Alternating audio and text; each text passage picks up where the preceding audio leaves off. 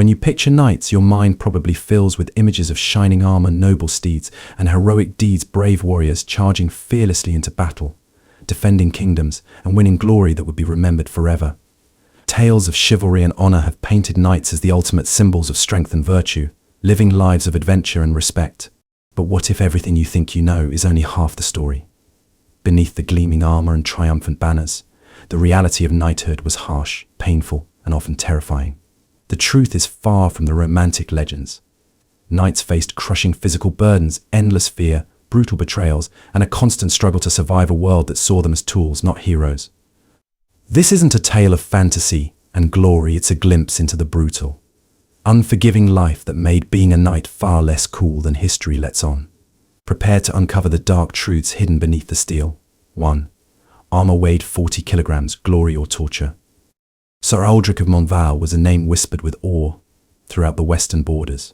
Clad in full plate armor, he looked like a force of nature, steel shimmering in the sun, sword gleaming, his presence enough to send lesser soldiers fleeing.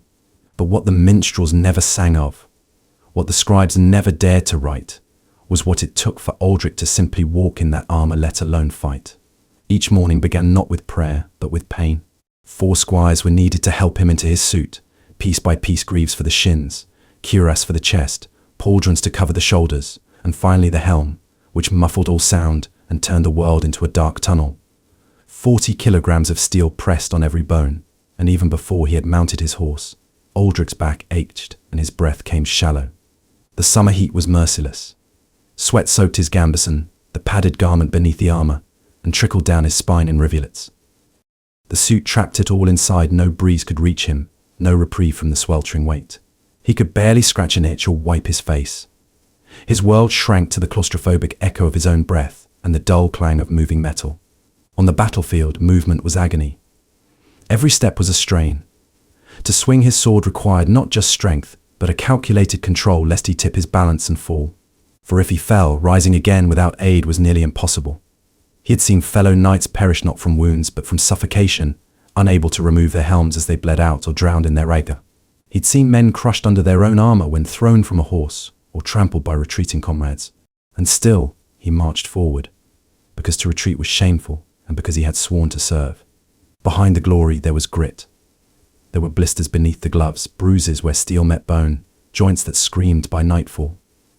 There were nights when Aldric sat in silence, unable to lift his arms, his muscles trembling with exhaustion, his skin chafed raw beneath the iron shell.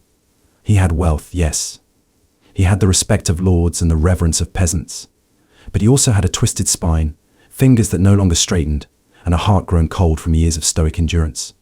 Knighthood, to those who watched from a distance, seemed like a dream wrapped in steel. But to Aldric it was a burden. Every clang of his armor was a reminder of duty, of survival, and of pain. Honor was not weightless, it was heavy, and it hurt. The truth, often forgotten in stories, is that being a knight was less about glory and more about endurance. The armor did not make the man invincible, it made him suffer in silence. We've been taught to admire the knight and Nike's a heroic symbol, stoic, shining, proud. But behind that romantic illusion lies a brutal truth. The armor, revered by history, was both a shield and a shackle. 40 kilograms doesn't sound like much until you wear it from dawn till dusk, until you fight and bleed and gasp beneath its suffocating embrace. The true heroism wasn't in slaying dragons or winning wars.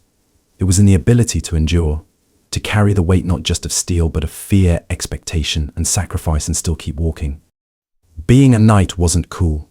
It was crushing. 2. A day in sweat, knights never smelled good. The sun had barely risen when Sir Edryn stepped into his armor. The padded gambeson clung to his skin like wet cloth, already damp from yesterday's sweat that had failed to dry overnight. His squire, a boy no older than 15, worked quietly, strapping on each piece with practiced hands. The smell in the tent was thick, a mix of oiled leather, rust, old blood, and something sour that clung to the knight's body like a second skin. It was the smell of toil, of long marches, sleepless nights, and the constant fight against rot. There was no time for bathing, not during campaign season, not when they were riding from village to village, chasing shadows and skirmisher. Water was for drinking, not washing. And even if a river was nearby, the effort of removing the armor, scrubbing skin raw, and redressing in layers of wool, leather, and steel simply wasn't practical. So, Sir Edryn did what every knight did he endured. The sweat built up day by day, soaking into the cloth beneath the armor, mixing with dust, grime and blood. His armpits itched fiercely, but scratching through steel was impossible. His groin chafed. His feet stank. When he moved, the scent lifted with him, sharp, animal, undeniable. He had once tried perfume, a gift from a noblewoman. But it only made things worse. The floral notes clashed with the rancid sweat, creating a sickly cloud that made even his squire gag. Eventually, he tossed the bottle away and accepted the truth. Knights never smelled good. They couldn't.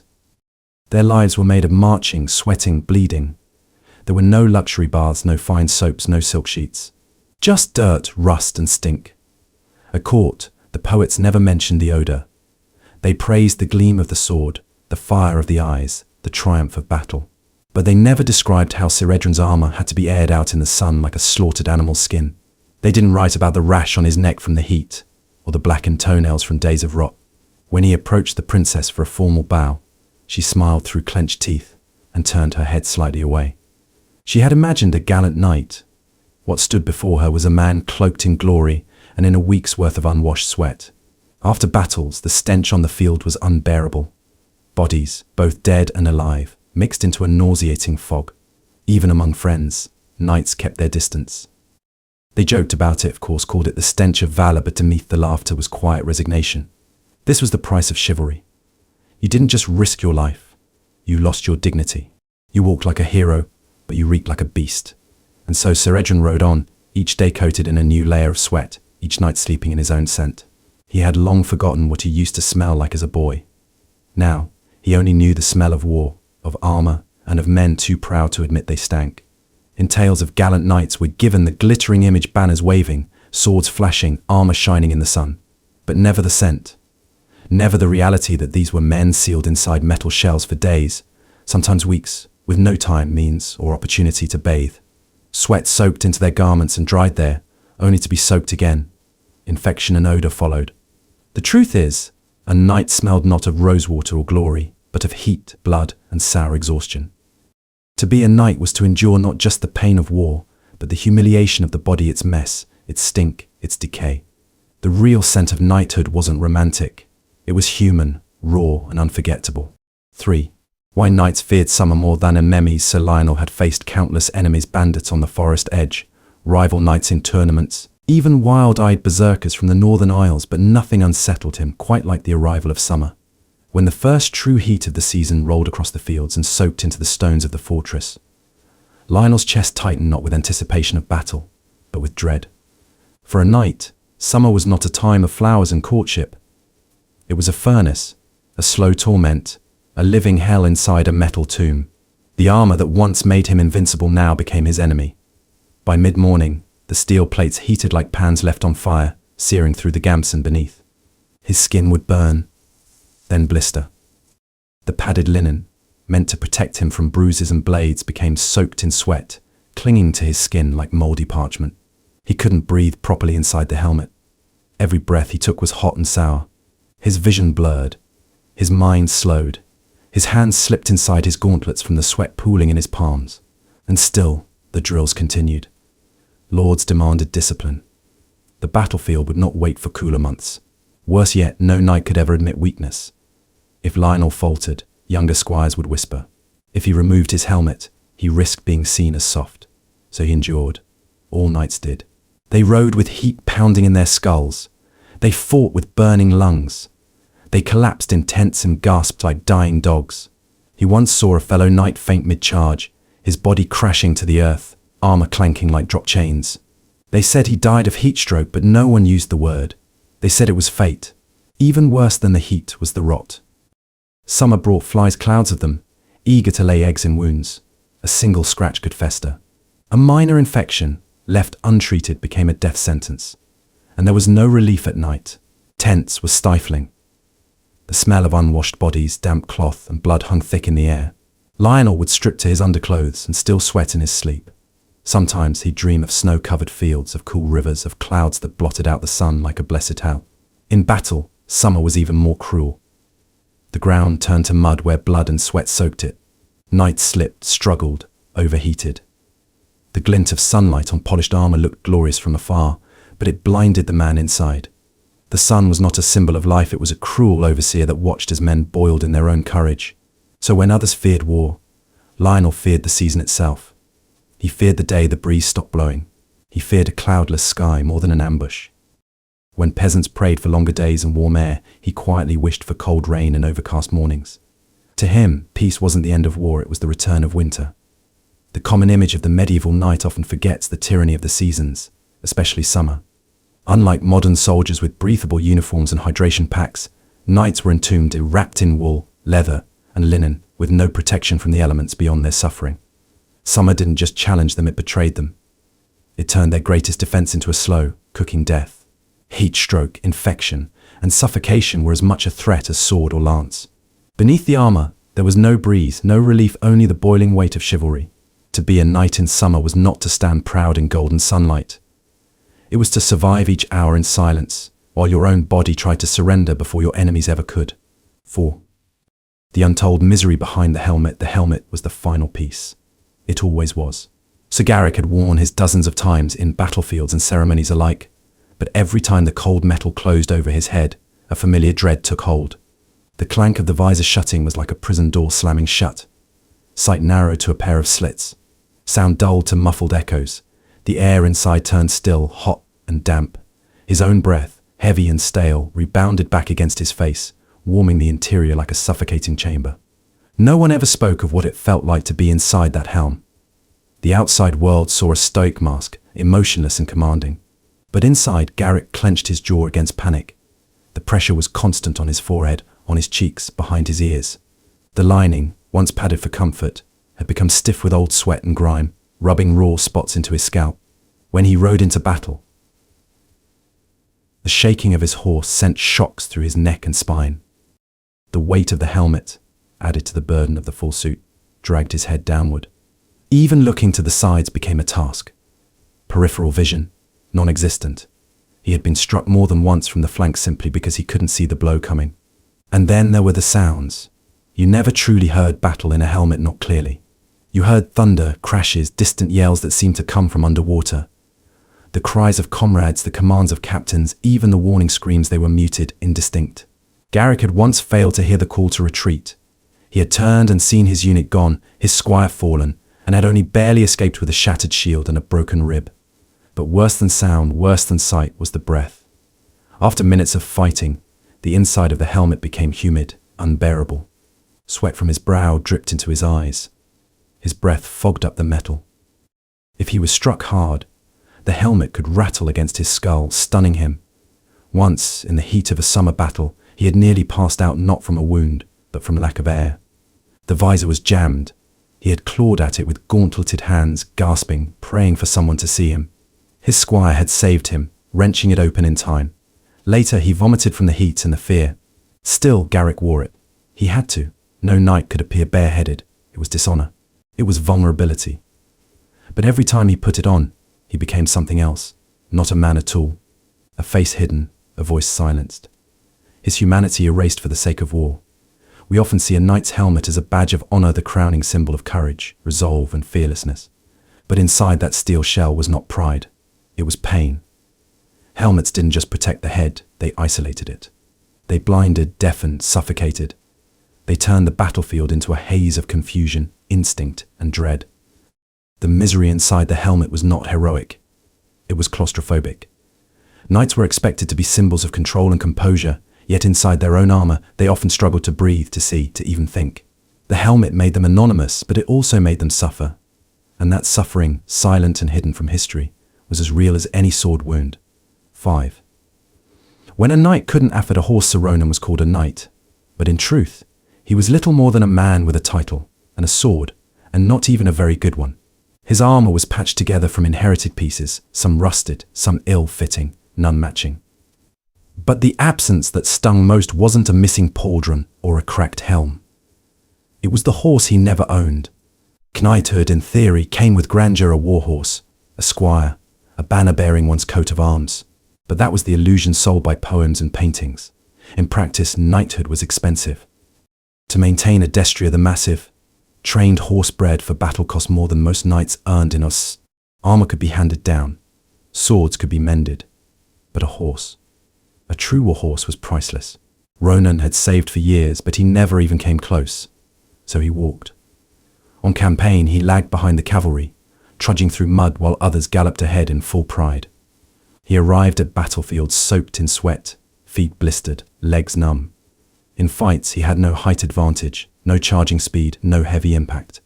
A knight without a horse was barely more than a glorified foot soldier, and not even the best of those.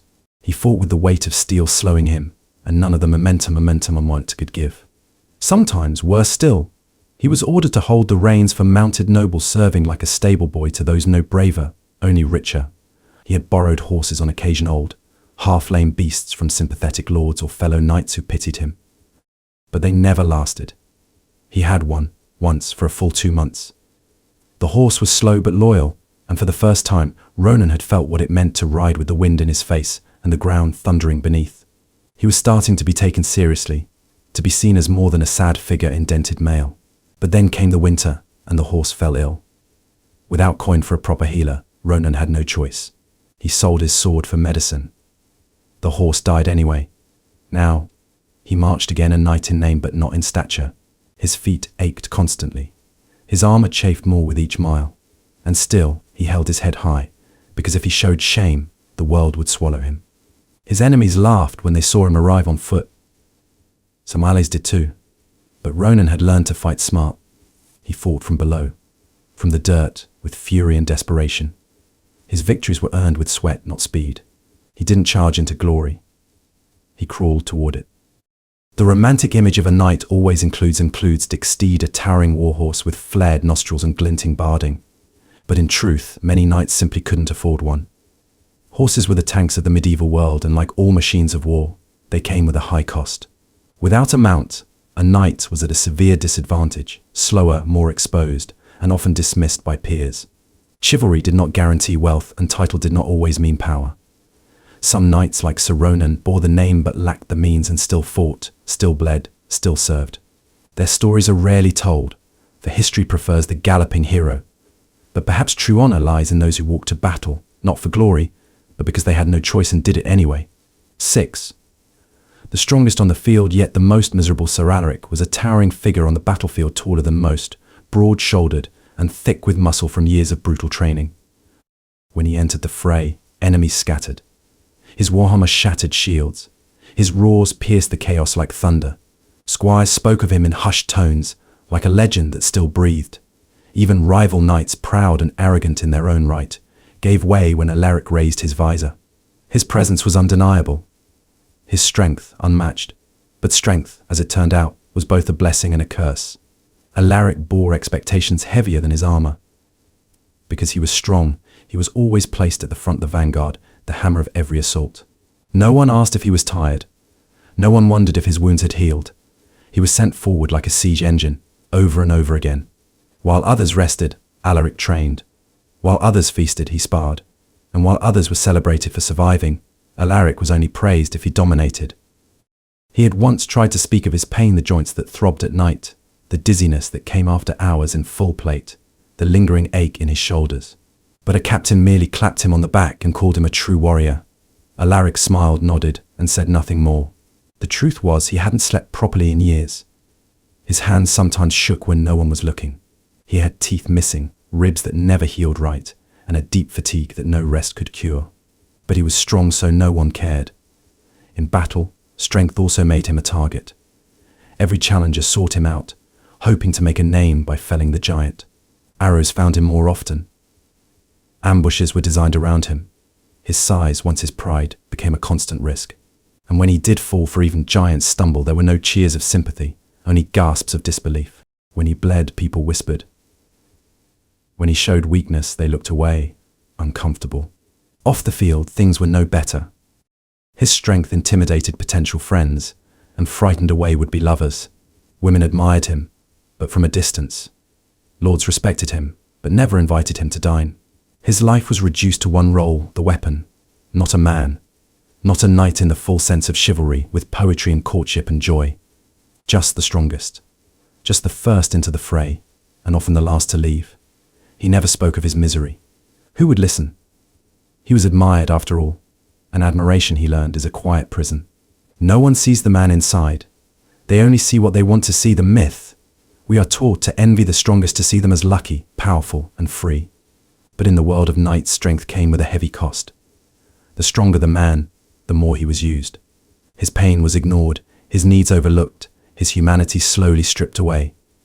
Knights like Sir Alaric became tools of war, not companions, not lovers, not poets or philosophers, just brute force.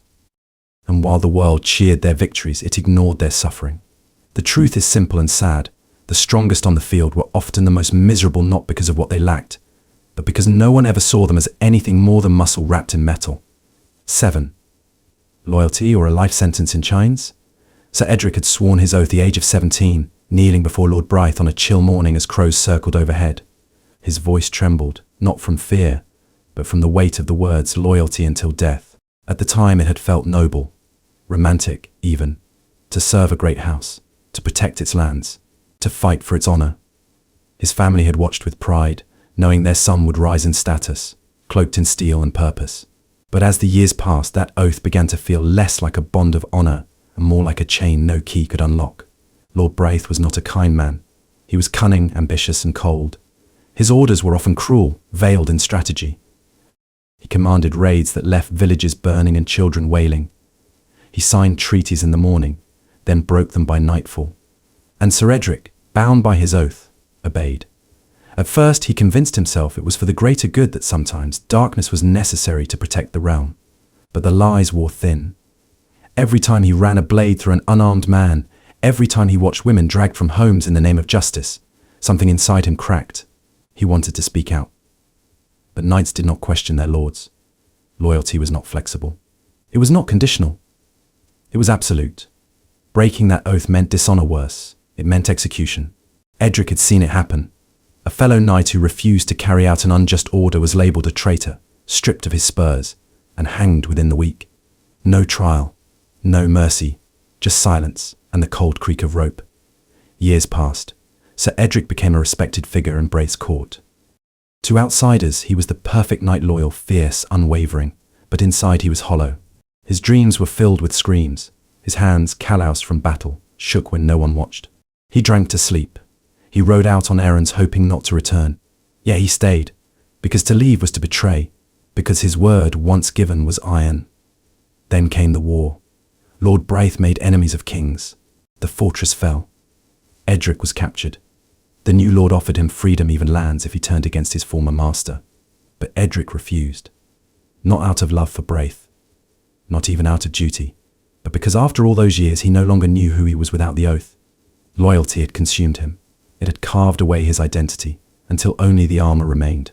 He died in chains, executed not for a crime of violence, but for the crime of staying loyal to the wrong man. Loyalty is often praised as the highest virtue of a knight, the shining thread in the fabric of chivalry. But in practice it was a brutal, unforgiving contract. Oaths made in youth became cages in adulthood. A knight's loyalty was expected to be blind, unquestioning, and absolute. There was no room for conscience, no space for protest. To serve an unjust lord was not shameful, to disobey him was. Knights like Sir Edric were not villains. They were victims of a code that demanded obedience over morality and punished honor when it stood against power. In the end, loyalty was not always a virtue. Sometimes it was a life sentence, and sometimes it was a death. 8.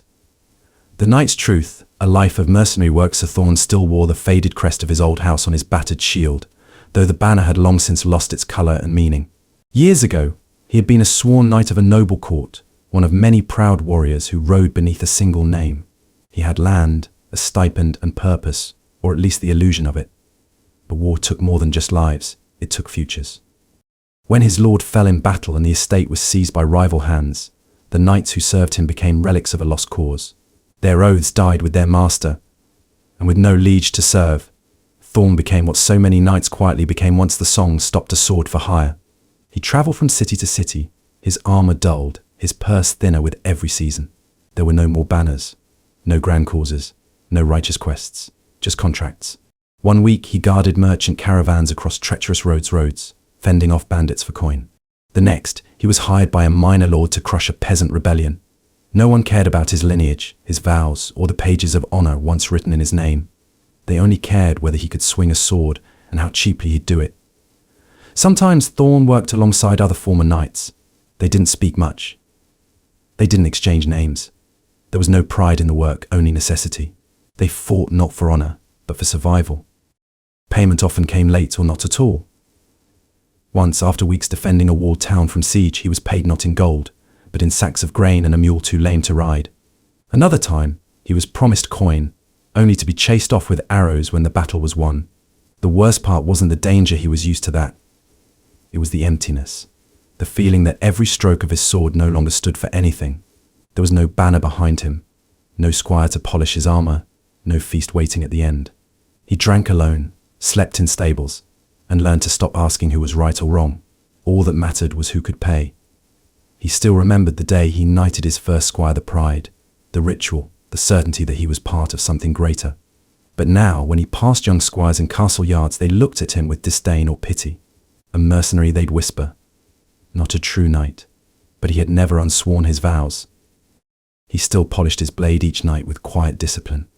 He still whispered old prayers before battle. The world may have turned its back on the code, but Thorn hadn't. That was the cruel irony.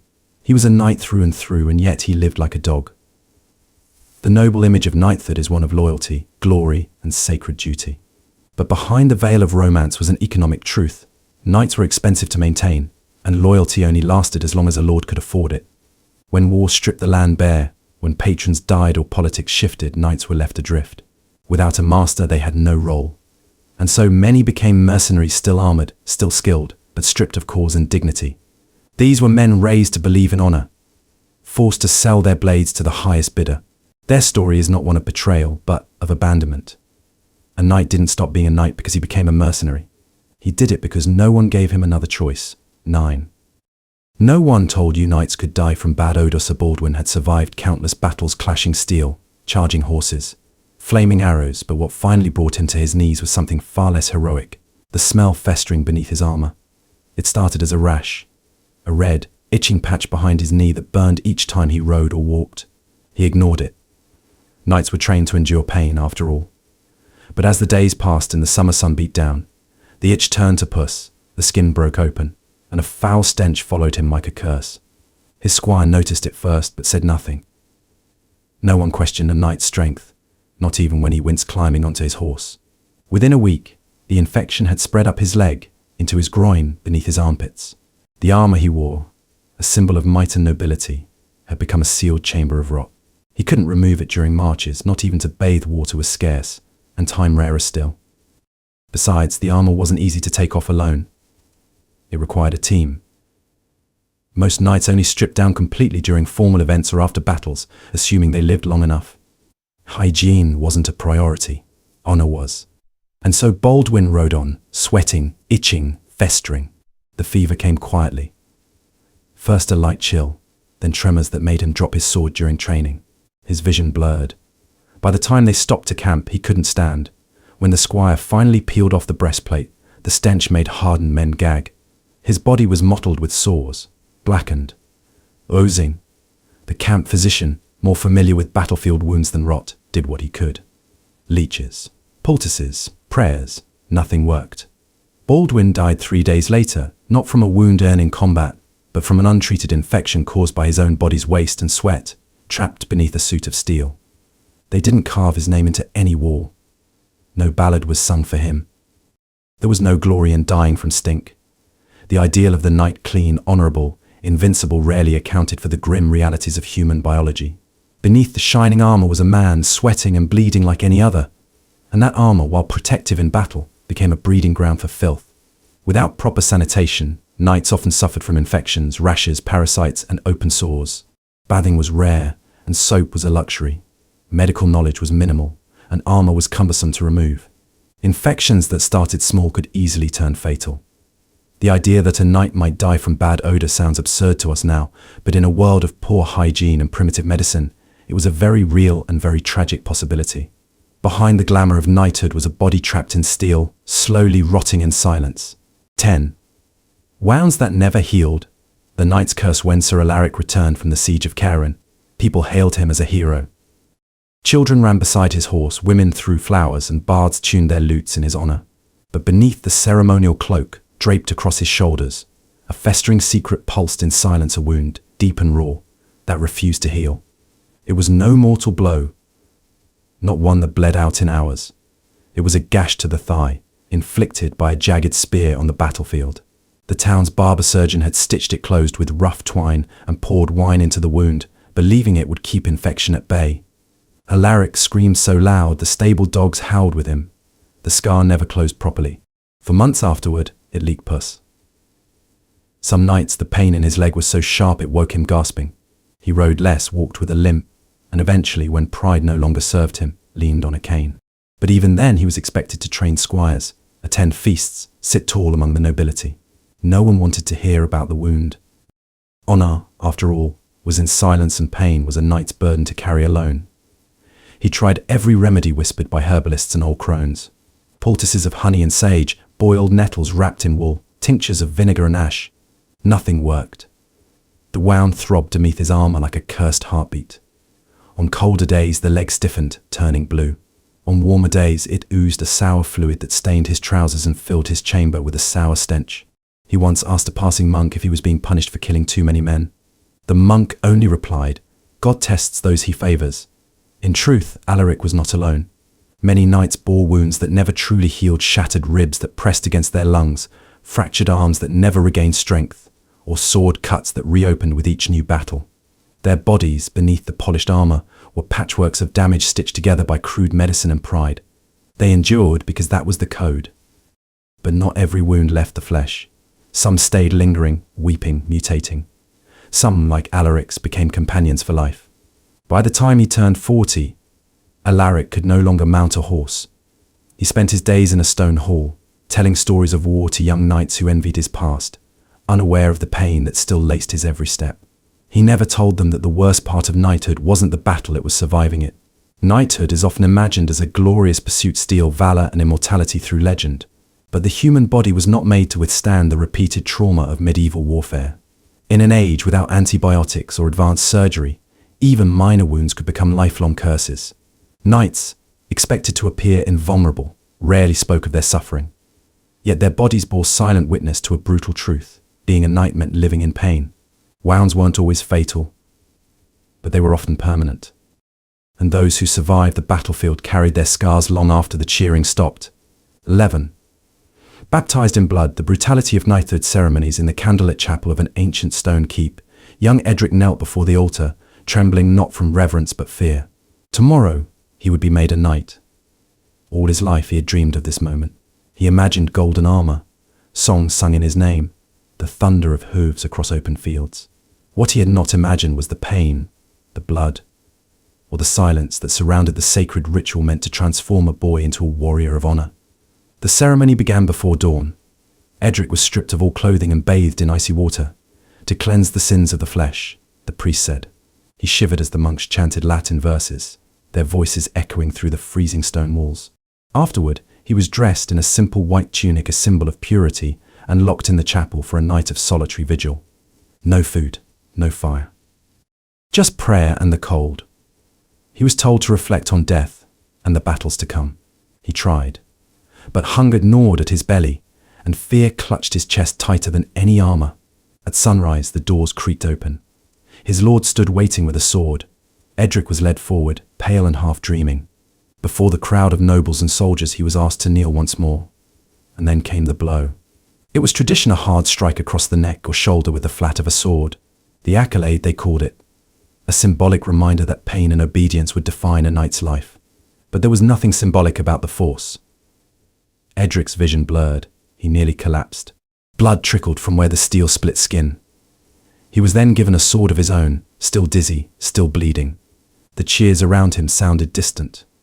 The ceremonial feast that followed offered no comfort, his stomach too knotted to eat, his head pounding. There was no joy, only numbness. That night, in his new chamber, he wept into his bedding. Not out of weakness, but from the quiet realization that this wasn't the beginning of glory, it was the end of innocence. The knighthood ceremony is often romanticized as a noble rite, a boy kneeling, a sword tapping his shoulders, a rise to glory. But in reality, the rituals were far more severe. Designed to instill submission and resilience, they began with physical discomfort and ended with literal pain. The accolade was not a gentle gesture, it was a jarring strike meant to leave a mark, both physical and psychological. Nights of fasting and isolation broke the spirit down before rebuilding it in the mold of duty and obedience. Young men were not elevated, they were hardened, baptized not in sacred oil, but in their own blood. The ceremony was not about honor, it was about control. And in that moment, every knight learned the first and most brutal truth. Pain was the price of chivalry. 12. Betrayed by the king. A knight's forgotten sacrifice. Sir Roderick had given everything to the crown: his youth, his strength, his brothers in arms, and the blood of hundreds spilled on foreign soil. For over 2 decades he served the king with unwavering loyalty, riding at the front of every campaign, enduring the filth of trenches and the bitter cold of mountain sieges. He carried out orders without question, silenced rebellions, and crushed uprisings in the king's name. The tales of his victories echoed in taverns and castle halls, though none spoke of the wounds he bore or the sleepless nights haunted by screams of the dying. Still, he believed in honor, in duty, in the promise that his service would not be forgotten. But war is a game of thrones, not gratitude. When the last campaign ended and peace finally settled over the realm, Roderick returned to court with a weary smile and the quiet hope of rest. His lands had been neglected during the wars, his estate fallen to disrepair. He petitioned the king, the same monarch he had once shielded with his own body, for the grant of a modest manor and the income to support a quiet life. The court scribe received his letter. Days passed, then weeks, and finally a single reply: the treasury is empty. The crown thanks you for your service. He was dismissed like a servant. Worse still, the lands he had once been promised were given to a grim noble, the son of a wealthy merchant, who had never seen battle but had married well. Roderick, now grey and limping, stood at the edge of court gatherings, unrecognized by half the courtiers and politely ignored by the rest. His armor sat rusting in the corner of a damp cottage. The only honor he received was a ceremonial sword hung on his wall, ornamental, useless and mocking. He spent his final years not in glory, but in solitude. No bard came to sing his name. No statue was raised in his memory. He died with the knowledge that the king he bled for had already forgotten his name. The myth of the loyal knight ends in triumph. But in truth, many knights were pawns in a political game where loyalty was transactional and sacrifice was easily erased by convenience. Kings rewarded not those who bled, but those who flattered, bribed, or married well. A knight's service, no matter how devoted, could be dismissed with a single stroke of a quill. The brutal irony is that those who shed blood for the crown were often the first to be discarded when peace returned. Betrayal was not always a blade in the back. Sometimes it was silence from a throne. And the worst wound a knight could receive was to be forgotten. 13. One battle, 3 years to heal it, was a battle no one remembered by name. A minor skirmish on the borderlands, fought over a patch of land that would change hands again within a season. But for Sir Aldwin, it was the moment that tore his life apart. The clash began at dawn. Rain had turned the field into a swamp of mud and blood. The enemy charged with desperation, and Aldwin met them head-on, sword in hand, armor slick with grime. He fought like the knight he was trained to be, relentless, fearless, until a mace struck his thigh, shattering bone beneath the steel. He fell, not with glory, but with a scream. A second blow crushed his ribs.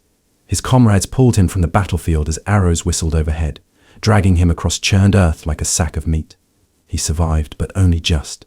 What followed was not healing, it was torment. There were no hospitals, no antibiotics, no trained surgeons. His leg festered with infection.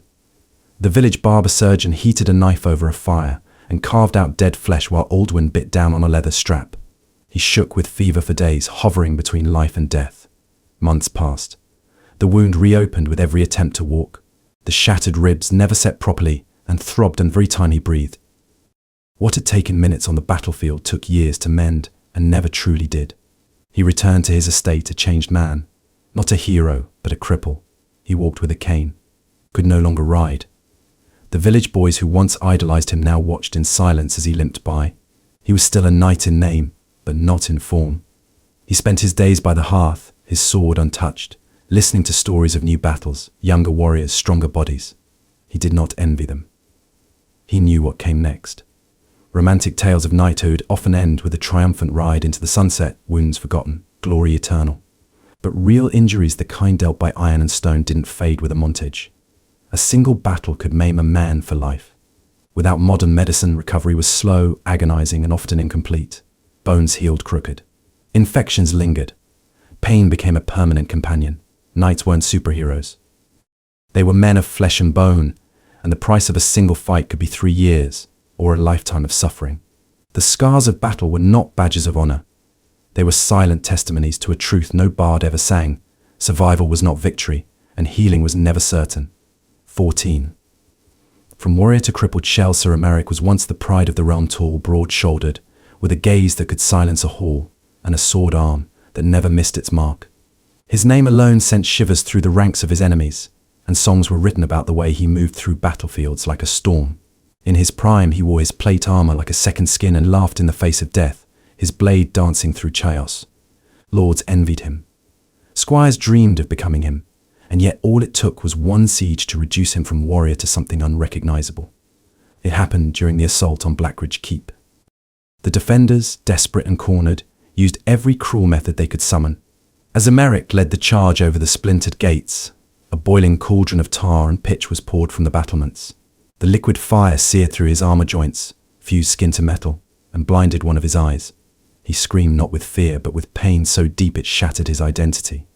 His men dragged him back, limbs twitching, his body no longer his own. Recovery was not just physical, but psychological, and it was neither swift nor kind. His left hand curled into a claw that could no longer grip a sword. His eye wept constantly, a grotesque reminder of what he'd lost. The armor that once gave him strength became his prison, trapping him in a memory of who he used to be.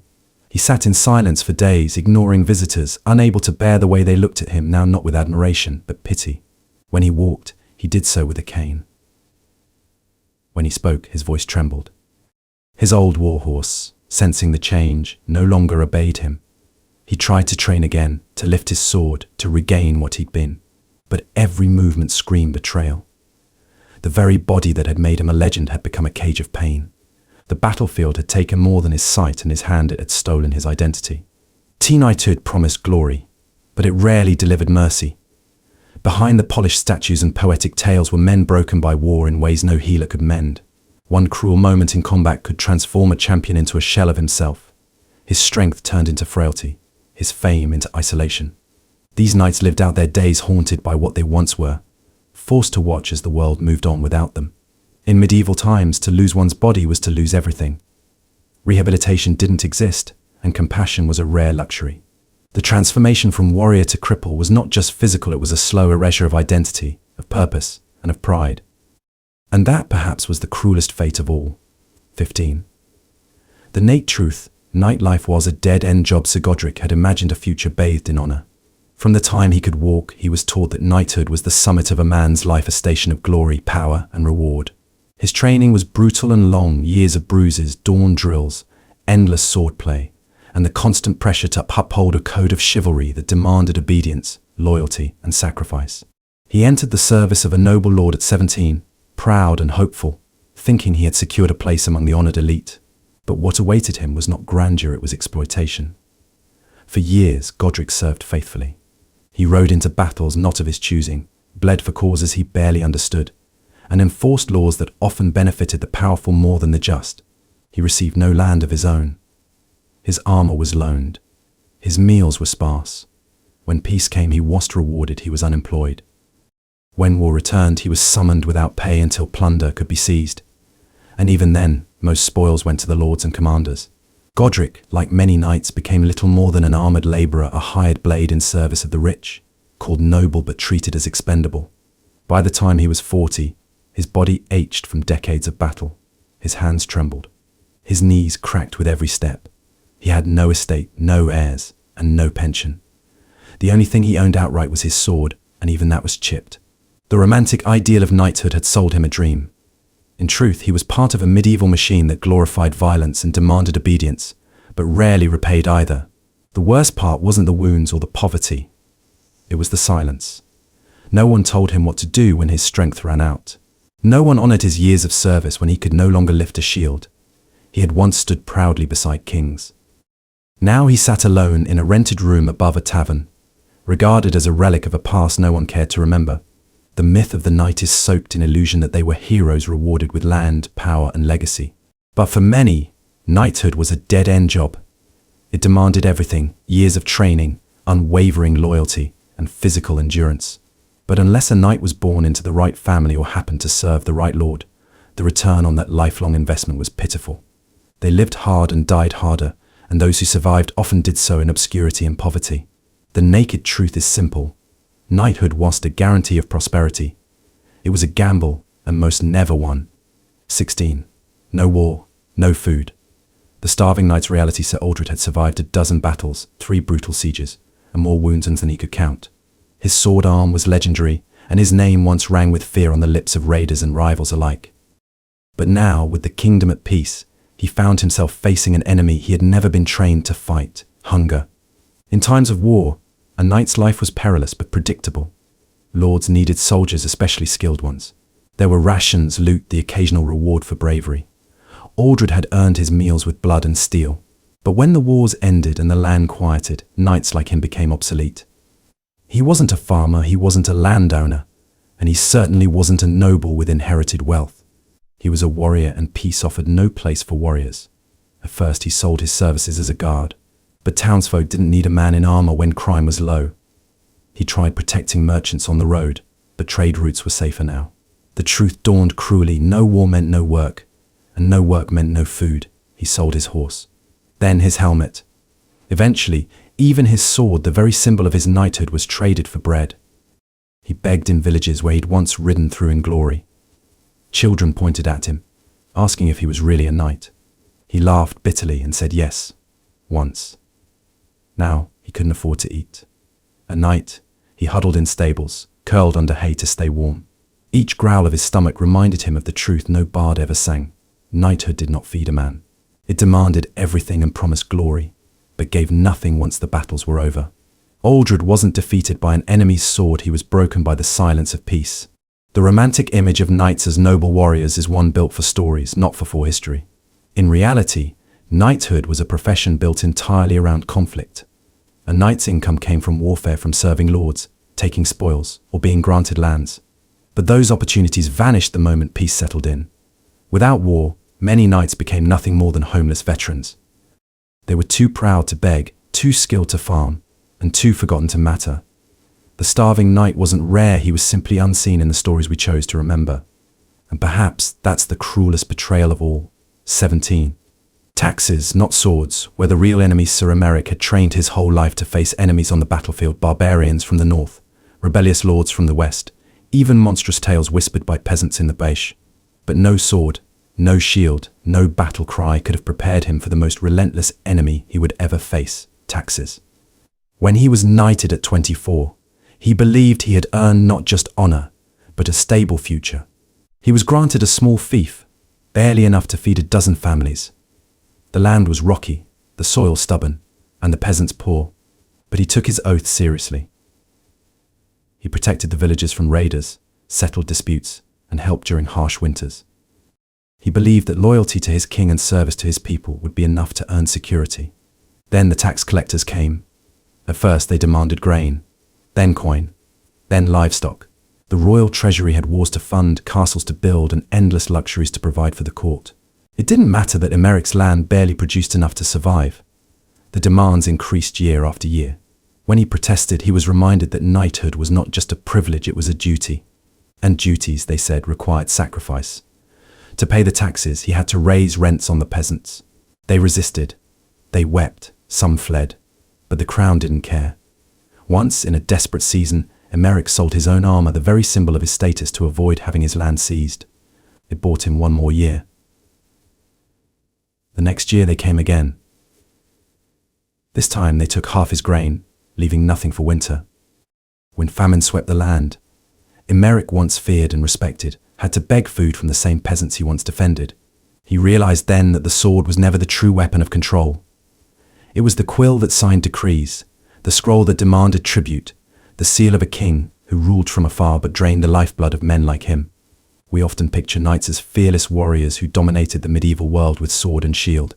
But the truth is, many knights were at the mercy of bureaucracies and feudal lords far removed from the battlefield. Taxes were not just economic burdens, they were instruments of control, capable of bankrupting even the most loyal vassals. A knight could survive battle after battle, only to be undone by a royal tax demand. Their titles meant little when the crown came to collect. In the end, it wasn't war that destroyed them, it was the weight of a system that rewarded loyalty with debt and bled dry those who dared to serve with honor. 18. Death inside the armor. A silent killer, Sir Theobald was a knight of great stature, tall, broad-shouldered, and wrapped in the gleaming steel that marked him as a force to be reckoned with on the battlefield. His armor was finely crafted, a gift from his lord after a victorious campaign. Polished and ornate, it shone like silver under the sun. To the untrained eye, he looked invincible.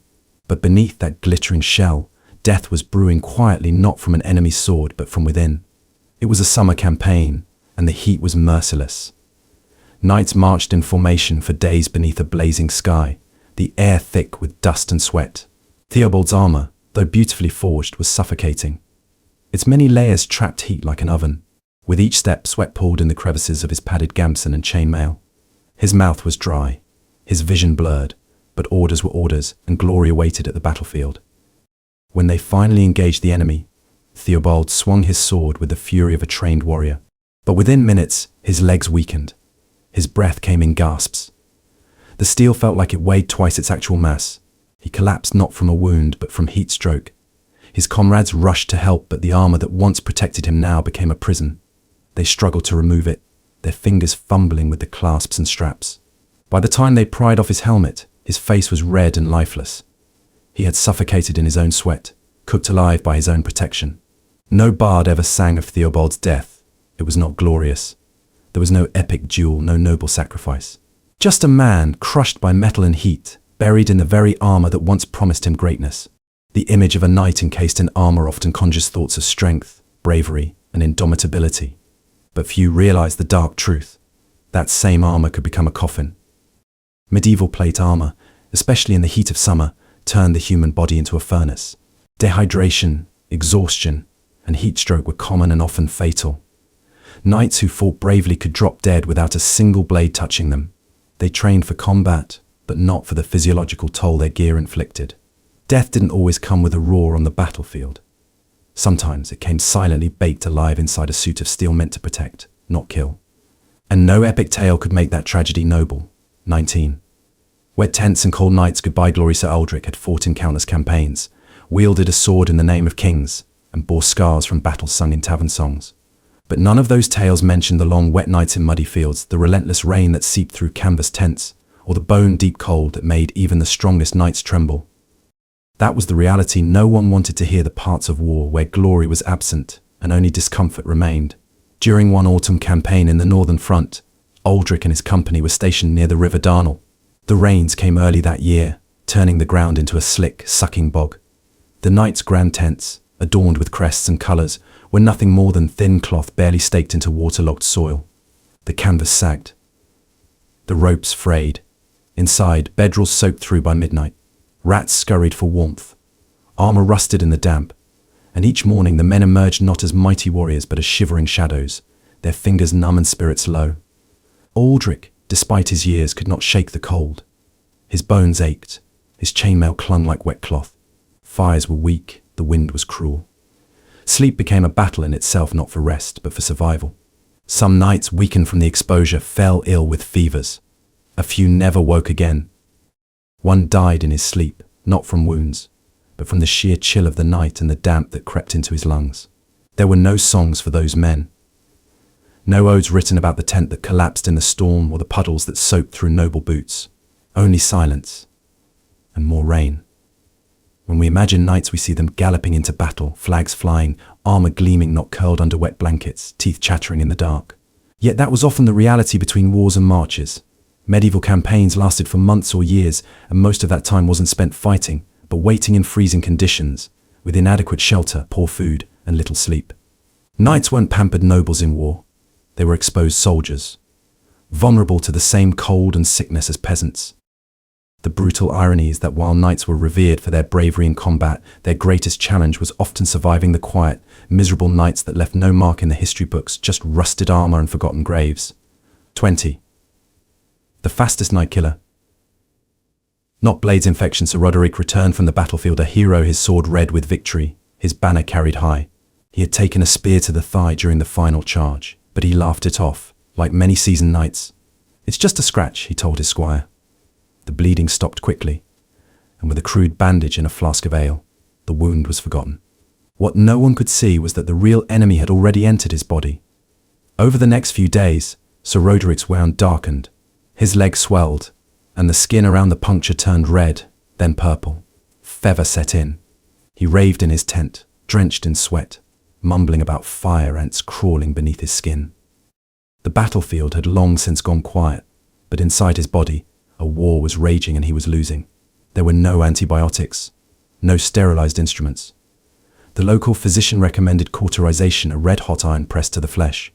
The screams could be heard throughout the camp, but it was too late. Within a week, the hero of the charge was dead. Not from blade or arrow, but from infection, a slow, agonizing killer that showed no mercy and required no sword. His funeral was simple. They burned his body outside the camp to keep the rot from spreading. The soldiers muttered prayers, not just for his soul, but in fear that his fate might become their own.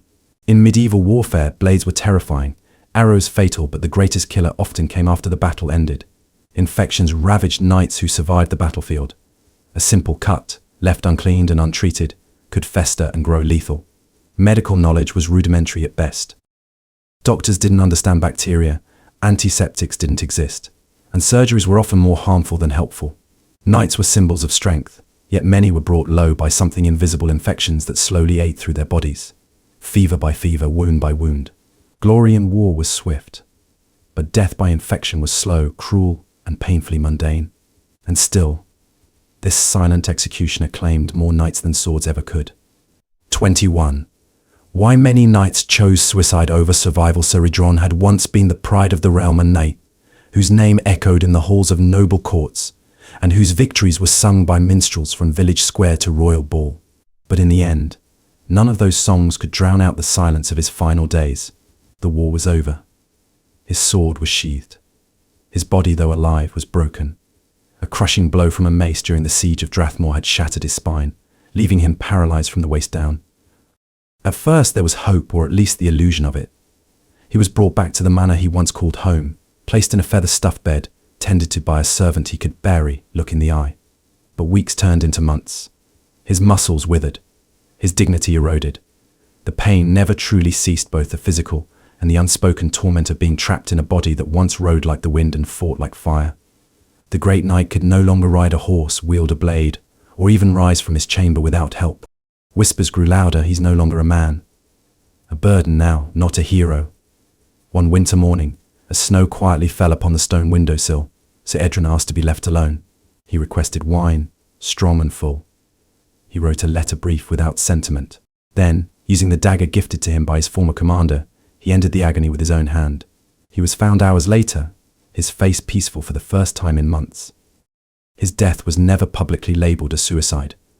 Instead, they spoke of his bravery, his pain, and how he had finally found rest. But behind closed doors, other knights nodded in solemn silence, not in judgment, but in understanding. The romanticized image of knighthood rarely includes its aftermath. The stories end with victory, not with the slow, humiliating decline that often followed. Knights who survived brutal injuries, crushed limbs, blindness, paralysis were left to live in a world where their value was defined by their value and their service. When that was gone, what remained? There were no support systems, no therapy, no true care beyond rudimentary medicine and pitiful pity. Many knights faced not just physical agony, but deep psychological despair.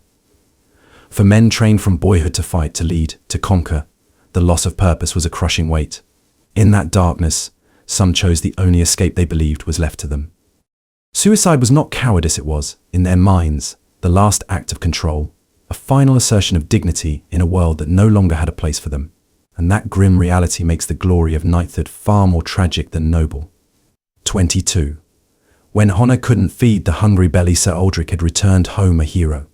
After nearly a decade fighting in the King's endless wars, crusades, border skirmishes, petty noble feuds, he bore the scars of glory. His armour, dented and faded, still shimmered with the weight of legend. But no parades awaited him. No feast was held in his honour.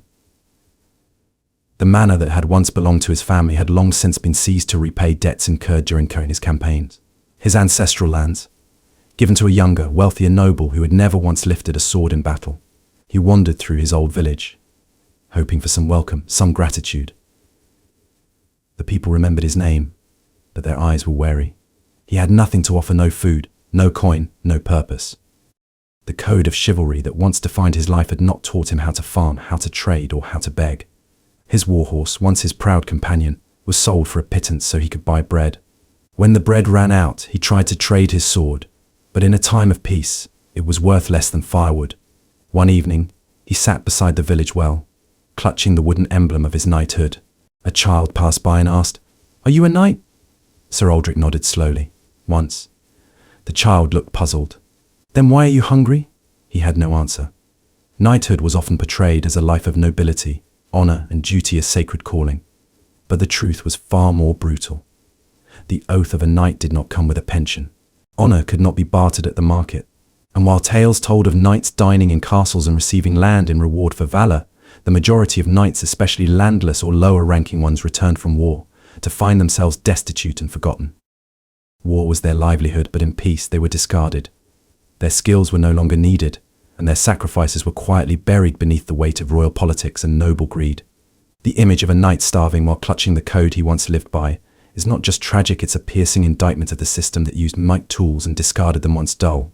Chivalry fed the soul, perhaps, but not the stomach. And in the end, many knights learned the hard way that loyalty did not guarantee survival. 23. The knight whose name history erased, Sir Emeric rode into battle for a cause that was not his. He fought for the crest of a noble house that barely acknowledged his name, for a king he never met, and for a war whose origins he didn't fully understand. But he fought with everything he had, with valor, precision, and sacrifice. In the siege of Brantholow, it was Sir Emeric who led the midnight charge that broke the enemy lines. It was his sword that pierced the enemy commander's chest, and it was his blood that soaked the ground when a crossbow bolt shattered his leg as dawn broke. He survived, barely, but was left maimed. The kingdom declared victory and moved on. No bard sang of the knight who turned the tide. His name never appeared in the scrolls penned by court scribes. He was given no pension, no title, no mention in the royal histories. Emeric returned to a small hamlet, his leg dragging, his armor rusting. He spoke little of the war. When asked who he was, he would smile faintly and say, "No one you've heard of." He spent the rest of his life shoeing horses and sharpening plows. One day, he died in his sleep beneath a roof that leaked. There was no funeral march, no monument, not even a headstone.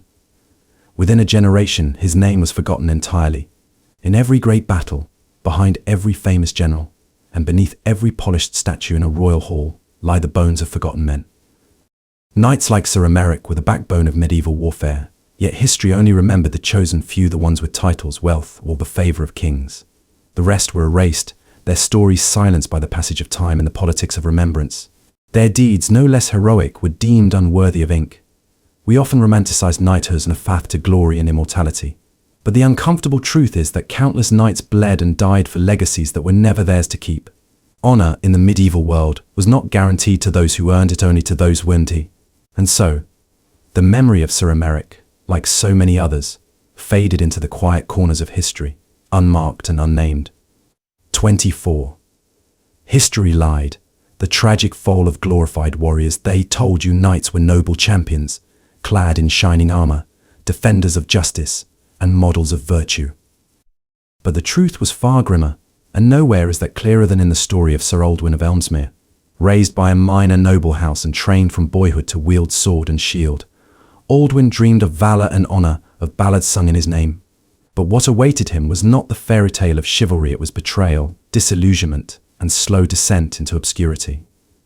At the age of 22, Aldwin was sent to quell a rebellion in a starving village that had refused to pay taxes. He rode in expecting enemies with blades. Instead, he found emaciated farmers clutching rakes and mothers shielding children. Orders were clear: burn the crops, break their spirits. And so he obeyed. The screams that echoed in thatched huts would haunt him for decades. He watched his fellow knights loot homes, assault women, and laugh over corpses. His sense of justice shattered, but to question the command of a lord was treason. Years passed. He became feared on the battlefield, but not revered. He was known as the king's hound, not a hero. And when peace returned, so did the silence. His sword arm weakened, his pay dwindled, and he was tossed aside like a spent tool. No title. No land, just memories of blood, fire, and faces he could never forget. Aldwin died alone in a monastery where he'd taken refuge in his final years, trying to atone for sins that were not entirely his. No chronicles mentioned him. The scribes instead praised the lords who ordered the massacres as champions of order. The legend of knights was written not by the knights, but by the powerful who used them. History is a lens polished by the victors, and in that reflection, truth often becomes distorted. The knight was not always the paragon of virtue we imagine today.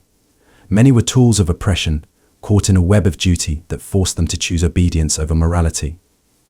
The stories that survived the glorious tales of honor and courage were curated myths meant to inspire loyalty and mask the brutality of war. Sir Aldwin's tragedy is not unique. His story stands as a quiet accusation against a past gilded in fiction. To truly understand knighthood is to peel away the gold leaf and confront the rusting blade beneath. The fall of glorified warriors was not a rare downfall, but a constant, hidden reality buried under songs, forgotten by history, but never forgotten by those who bore the weight of obedience. 25. Close to kings, closer to death, Sir Renric of Colwyn once believed that rising through the knightly ranks would bring him closer to power, perhaps even a place beside the king himself. And he wasn't wrong, he did rise. A common-born squire turned banneret, Renric became one of the king's most trusted men, earning the right to ride beside royalty in battle, dine in royal halls, and guard the chambers of the most powerful man in the realm. But the closer he got to the throne, the more precarious his life became. Renric quickly learned that in the royal court, proximity meant exposure not to honor, but to secrets, schemes, and dangers no sword could deflect. He overheard whispered betrayals, saw alliances form and collapse over wine, and watched friends be banished or executed for saying the wrong thing. And yet, loyalty was demanded without question. When a noble accused of treason begged Renric to speak on his behalf, the knight held his tongue, knowing one word in the wrong direction could brand him a traitor too. On the battlefield, things were no better. Renric was always in the first wave, the honor guard that led the charge. But that title was a death sentence in disguise. The king stood far behind, surrounded by archers and clerics, while Renric fought through mud and blood, his shield breaking under the weight of duty.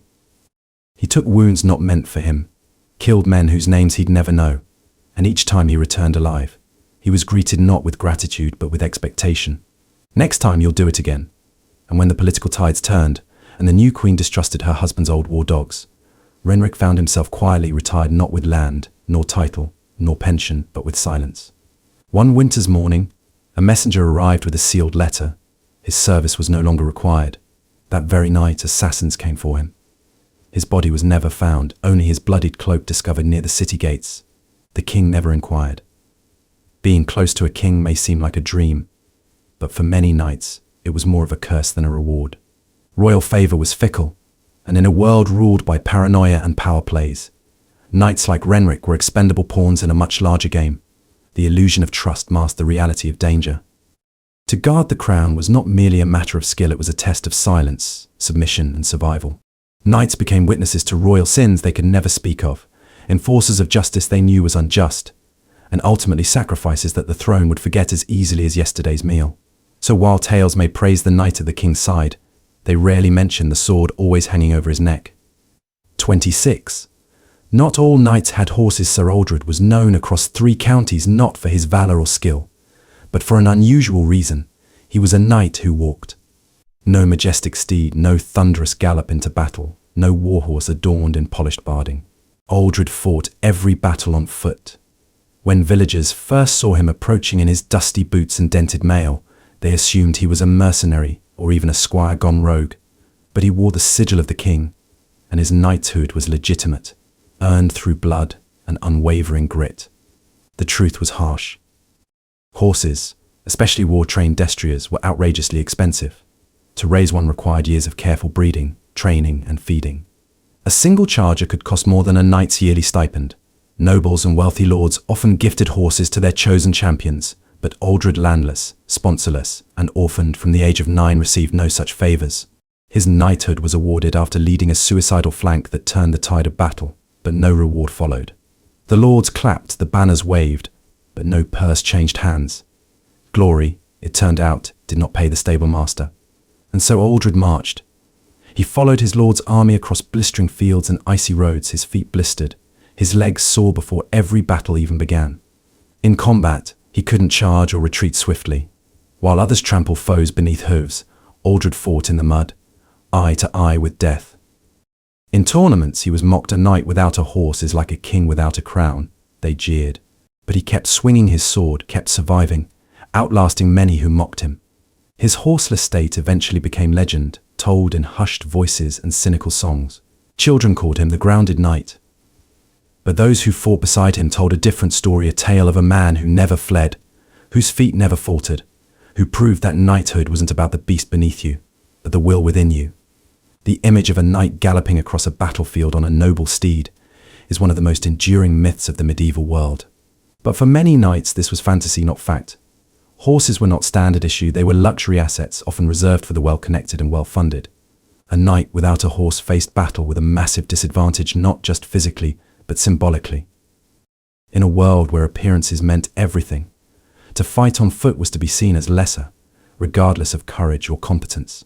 Yet some knights like Aldred embodied the truest essence of what knighthood should be: resilience, bravery, and unshakable resolve, even when denied every tool of glory.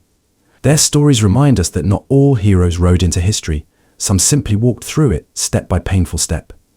27.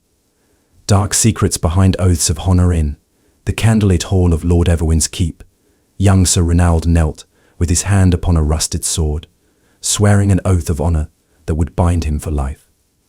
His voice trembled as he promised loyalty to his liege, to protect the innocent, to uphold justice, and to serve with dignity even unto death.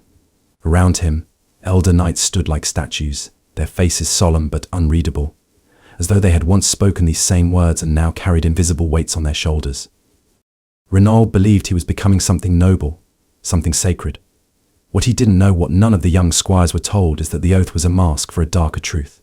Honour was the ideal, but the reality, far more brutal. That same week, Reynald was commanded to torch a village suspected of sheltering rebels.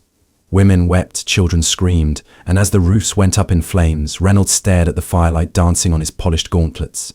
He had taken an oath to protect the innocent, but now he was slaughtering them in the name of loyalty. When he hesitated, an older knight whispered coldly, "Your honour lies in obedience, not conscience." As months turned into years, Reynald's oath became a chain. He fought not for justice, but for land disputes between greedy lords. He executed beggars accused of theft and watched fellow knights violate the very virtues they had sworn to uphold. When he confronted his captain about these horrors, the reply was simple: your oath was never about truth. It was about control. Reynald began to understand that the vow he had sworn had little to do with chivalry and everything to do with silence, submission, and survival. Knights who broke their oaths were branded traitors even if they did so to protect the innocent. Those who obeyed without question rose in rank. Honour, in truth, was not a shield, it was a muzzle. Medieval oaths of knighthood are often romanticized as sacred promises that bound warriors to a life of virtue and valor. But behind the poetic language and pageantry lay a system built on obedience and control. These oaths were not tools of moral guidance but of political power. They were meant to secure absolute loyalty not to principles but to people. A knight's duty was to his lord, even if that meant betraying the ideals he swore to uphold. Many knights found themselves torn between personal conscience and sworn duty, forced to commit acts that haunted them for life. The honour they were promised often served to justify brutality, mask corruption, and demand silence in the face of injustice. The tragedy is that so many died believing they were upholding a noble code when in truth, they were pawns in a much darker game. The oath, it seems, was not a light, it was a shadow. 28. Worse than peasants, the night's silent suffering at dawn. The castle courtyard echoed with the rhythmic clang of steel. Sir Aldric, once a proud knight of noble lineage, now crouched in the mud, gripping his side where yesterday's lance had cracked a rib. His armour dented, blood-stained, and reeking was his only shield against the biting cold. He hadn't eaten since the evening before, when all that was left from the Lord's feast were stale crusts tossed out to the dogs. Still, he stood at the ready, as a squire approached with orders for another patrol, another march into the frozen forest in search of raiders who might not even exist. Aldric had once imagined knighthood as a life of glory. As a boy, he had watched tournaments with wide eyes, dreaming of cheers, banquets, and admiration. What he had found instead was exhaustion, injury, and neglect. He slept on damp straw in a drafty barracks while peasants, though poor, at least slept beside the bare families. His hands, once soft from noble upbringing, were now blistered from weeks of sword drills and wood chopping when the castle servants fell ill. He drank rainwater from his gauntlets, shared fleas with his fellow warriors, and went weeks without hearing a kind word.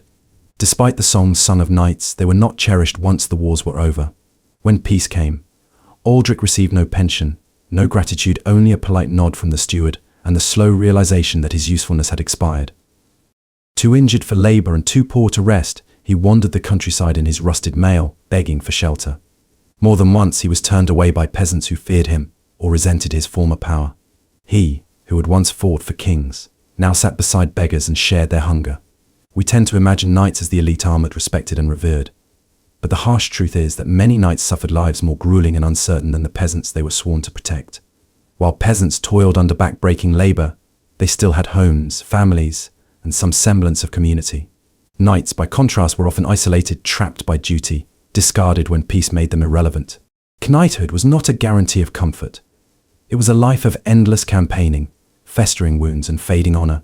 Worse still, it was a life that silenced silent because to admit pain was to betray the very image that chivalry demanded. Many knights died not with swords in their hands, but with regret in their hearts. The myths forgot them. The songs skipped their names. And the truth was left buried beneath rust and silence. 29. The awkward tale of bathroom breaks in armor. It was midday on the battlefield. The sun beat down on the rows of armored knights waiting for orders, their visors down, their lances upright, their bodies tense with anticipation. Among them stood Sir Lionel, a seasoned warrior, his armor gleaming despite the grime of travel. But as the minutes stretched into hours and no command came, a different kind of tension crept in, one not born of fear or strategy, but of biology. Lionel shifted his weight awkwardly, sweat dripping down his back, pooling beneath the heavy padding under his steel plates. He had not eaten since dawn, but he had drunk deeply from a cold stream before suiting up, and now the need to relieve himself became unbearable. But there was no discreet solution. He was encased from neck to shin in riveted plates, strapped tightly by his squire, with no openings designed for such a human inconvenience.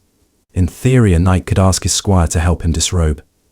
In practice, this meant unbuckling multiple layers of armor in the middle of a field surrounded by comrades, under the eyes of lords and enemies alike. Pride prevented Lionel from asking, so he did what many knights in his position had done before. He endured, for as long as he could.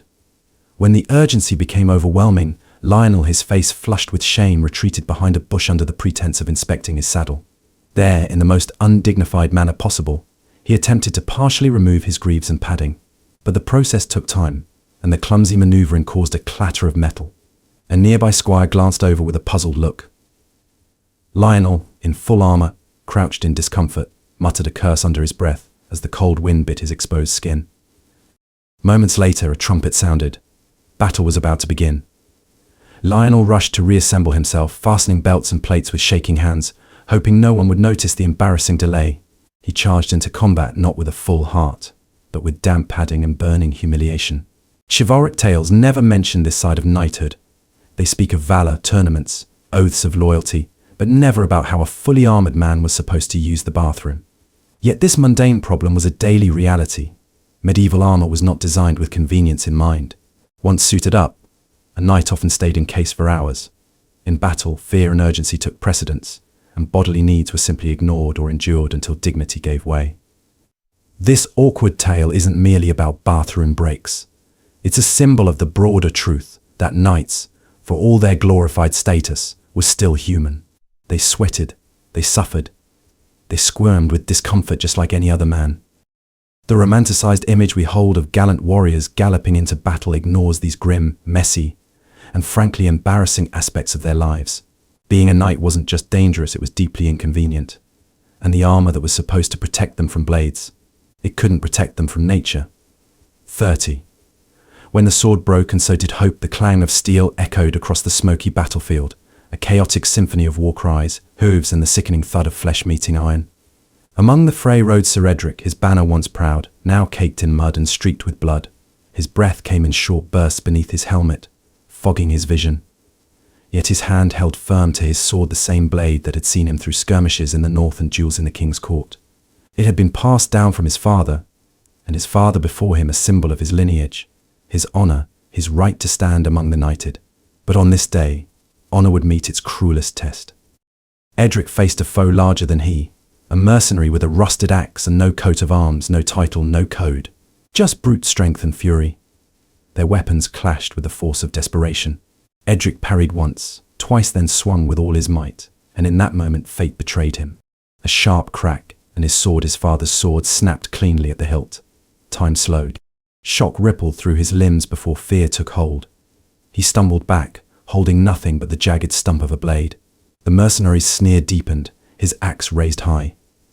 Edric ducked, rolled through the mud, scrambled for a fallen spear nearby.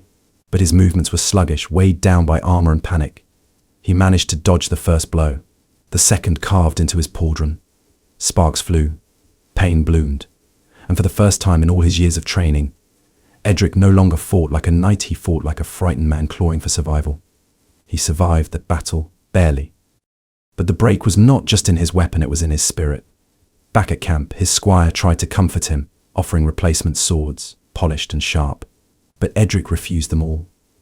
Nothing could replace what was lost in that moment, not the weapon, but the certainty. The illusion that skill and lineage could protect him. That honor was enough. That knights, as they were told in stories, were invincible. The sword, so often a symbol of knighthood, was more than a tool of war. It was identity. To break a sword in battle was to be stripped of that identity in a single, merciless instant.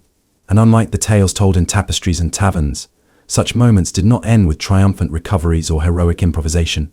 They ended with doubt, fear, and sometimes death. Knighthood was built on rituals, on symbols like crests, swords, and oaths. But the battlefield cared nothing for symbols. A dull axe could shatter a lineage. Mud could swallow a legacy. And steel, no matter how finely forged, could fail. This is the side of chivalry that history forgets, the fragility beneath the grandeur. The knight was not a myth. He was a man. And sometimes all it took was a broken sword for that truth to come crashing down. 31. The Crusades took thousands of knights forever. They left their homelands with banners high and prayers on their lips, believing they were marching for glory, for God, and for eternal honor. The Pope had promised salvation, the Church had declared it holy. And so thousands of knights from across Europe sailed for lands they had never seen, to fight in wars they had barely understood. The Crusades, they were told, were noble, just, righteous. But for many of those armored warriors, they would become nothing more than an unmarked grave in foreign soil. Take Sir Alaric, a knight of Burgundy, who had once lived a life of relative peace. His land was modest but fertile, his family proud but kind. When the call came from Rome, he felt the weight of duty press upon his shoulders. To not answer was to risk shame, perhaps even excommunication. So he left behind his wife, his sons, his estate, and rode eastward toward the Holy Land. The journey itself was hell. Starvation haunted their every step. Disease tore through the camps like wildfire. By the time Alaric reached the Levant, half his company had already died, not in battle, but from rot, thirst, and the endless march under a sun they were never meant to fight beneath. The battles, when they came, were worse. Brutal clashes in deserts soaked with blood. Cities burned, civilians slaughtered, all in the name of righteousness. Alaric did not feel holy. He felt lost. He survived the siege of Antioch, but not without scars. He watched friends die screaming in languages both foreign and familiar. He grew numb. He began to question. But retreat was not an option. Honor had no path backward. And so he fought on, even when his body begged for rest, even when he no longer believed. No word ever reached Burgundy of Alaric's fate. His bones, if not left to bleach beneath the sands, were likely buried in some nameless trench, one of thousands. His family waited for letters that never came. His name slowly faded from memory, and the land he left behind was eventually swallowed by debt and divided by distant cousins. The Crusades are often remembered as sweeping epics, vast armies, glorious charges, and holy purpose. But for the individual knight, the reality was stark and cruel. Many were not noble zealots, but men caught in the gears of religious and political machinery. They fought not just enemies, but famine, heat, disease, and despair. And for all their sacrifice, there was no guarantee of legacy. Many knights died anonymous, their stories unwritten, their bones lost to dust. The promise of eternal glory. A mirage. The salvation they sought. Bought with suffering no sermon ever mentioned. Knighthood during the Crusades wasn't a pathway to immortality, it was a gamble, one often paid with everything. The church gained lands. Kings claimed victories. But the knights? Many gave their lives and received only silence in return. 32. Blood and mud, the true face of battle, the morning fog, had not yet lifted when Sir Godfrey rode into the field. His armour, polished the night before with care and prayer, was already smeared with mud kicked up by his horse's hooves. Around him, hundreds of knights and footmen waited in grim silence, their breath clouding in the cold dawn. What lay ahead was not a painting of gallantry or a stage for heroic duels. It was a field churned by rain, stinking of livestock and smoke soon to be soaked in blood. The charge, when it came, was not a thundering ballet of noble warriors. It was chaos. Horses slipped in the mud, flinging riders into the filth. Swords missed their marks and found unarmoured limbs. Screams mingled with the grunt of steel on flesh. Sir Godfrey's visor clogged with dirt. He couldn't see, couldn't breathe. A peasant with a rusted pike stabbed at his leg, piercing through a gap in his armour. Pain exploded through him. There was no glory in the way he fell, only panic, weight, and the taste of earth in his mouth. Pinned beneath two dying men, he struggled to move. The weight of metal was suffocating. His joints ached. The world narrowed to the drumbeat of hooves, the clamour of battle, the guttural last breaths of men crushed under their own comrades. Hours passed, or maybe it was only minutes. When the field finally fell silent, the once green ground had become a morass of blood, entrails, and trampled flesh. Victory, if one could call it that, was declared by whoever still had enough men standing. Sir Godfrey was dragged from the pile by a squire, barely alive. He survived, but the wound in his leg festered. There were no clean hospitals, no trained doctors. Only the village barber, who took a dull blade and carved the infection out with more guesswork than skill. Godfrey never rode again. His right leg twisted uselessly beneath him, his days of knighthood reduced to telling half-true tales by the fire, drinking away the screams that still haunted his nights. The chronicles would record the battle as a noble triumph. They'd name the commanding lords and the banners that flew, but they would not speak of the mud in a man's lungs. They would not recall the scent of open bellies or the terror in a knight's eyes, and they idolized no code of chivalry could save him from the cold, wet, choking horror of death. When we speak of medieval battles, we often dress them in poetry, fierce honour, noble sacrifice, gallant clashes under a banner. But the truth of war was far more primitive. It was blood and mud, screams and steel, with little regard for class, valour or ideals. Knights were not dancing in clean duels. They were choking in muck, dying in heaps, indistinguishable from the peasants they once thought themselves above. What history romanticized, the battlefield desecrated. Armour offered little safety. Strategy broke under the weight of rain and fear.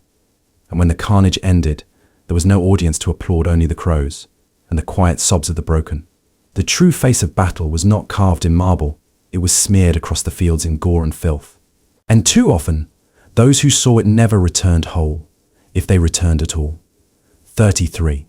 Armour or coffin? Sometimes they were the same. The sun was scorching overhead as Sir Aldrich prepared for battle. His squire tightened the last buckle of the steel cuirass, adjusting it as best he could on the knight's broad chest. The armour gleamed in the morning light, a symbol of power, prestige, and invincibility. But Sir Aldrich knew the truth.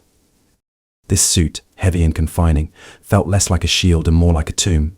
Once sealed inside, escape was not an option. As the horn of battle sounded, Aldrich mounted his horse with difficulty. The plate armour weighed over 60 pounds, pulling at his shoulders, compressing his spine, making every breath feel like a labour. The visor restricted his vision. The helmet echoed his breath in a rhythm that felt more like panic than focus. He rode forward with his lance raised, surrounded by knights just as burdened as he was, a procession of walking fortresses moving toward the chaos. When the clash came, it was a storm of violence. Aldrich's lance shattered on the chest of an enemy rider. Moments later, he was knocked from his saddle by a blow he never saw coming. He hit the ground like a falling anvil. The air whooshed from his lungs, and then silence. His limbs screamed for movement, but the weight of the armour and the position of the fall left him nearly paralysed. He lay on his side, unable to roll over, the narrow slits of his visor giving him only a blurred glimpse of dust and blood around him. Someone trampled past, close enough that he could feel the vibrations through the ground, then another. Horses, men, screams. The real terror didn't come from the sword, but from the inability to move. Sweat pooled inside the armour. His breath came shallow and ragged. He tried to shout, but the helmet muffled his cries. A blow struck his leg, probably by accident, but enough to dislocate his knee inside the armour. The pain was blinding, but he couldn't curl up, couldn't escape it. The very thing that was supposed to protect him had become his prison. Hours passed. He was eventually found not by a comrade, but by a looter stripping corpses for metal. The man pried open the armor like a butcher cracking a crab. Aldrich was barely conscious, his lips cracked from thirst, his body feverish. Infection set in days later. The wound on his leg turned black.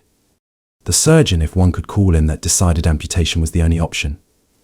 He survived, but his days as a knight ended not in glory, but in a bed of straw watching rust form on the armor that almost killed him.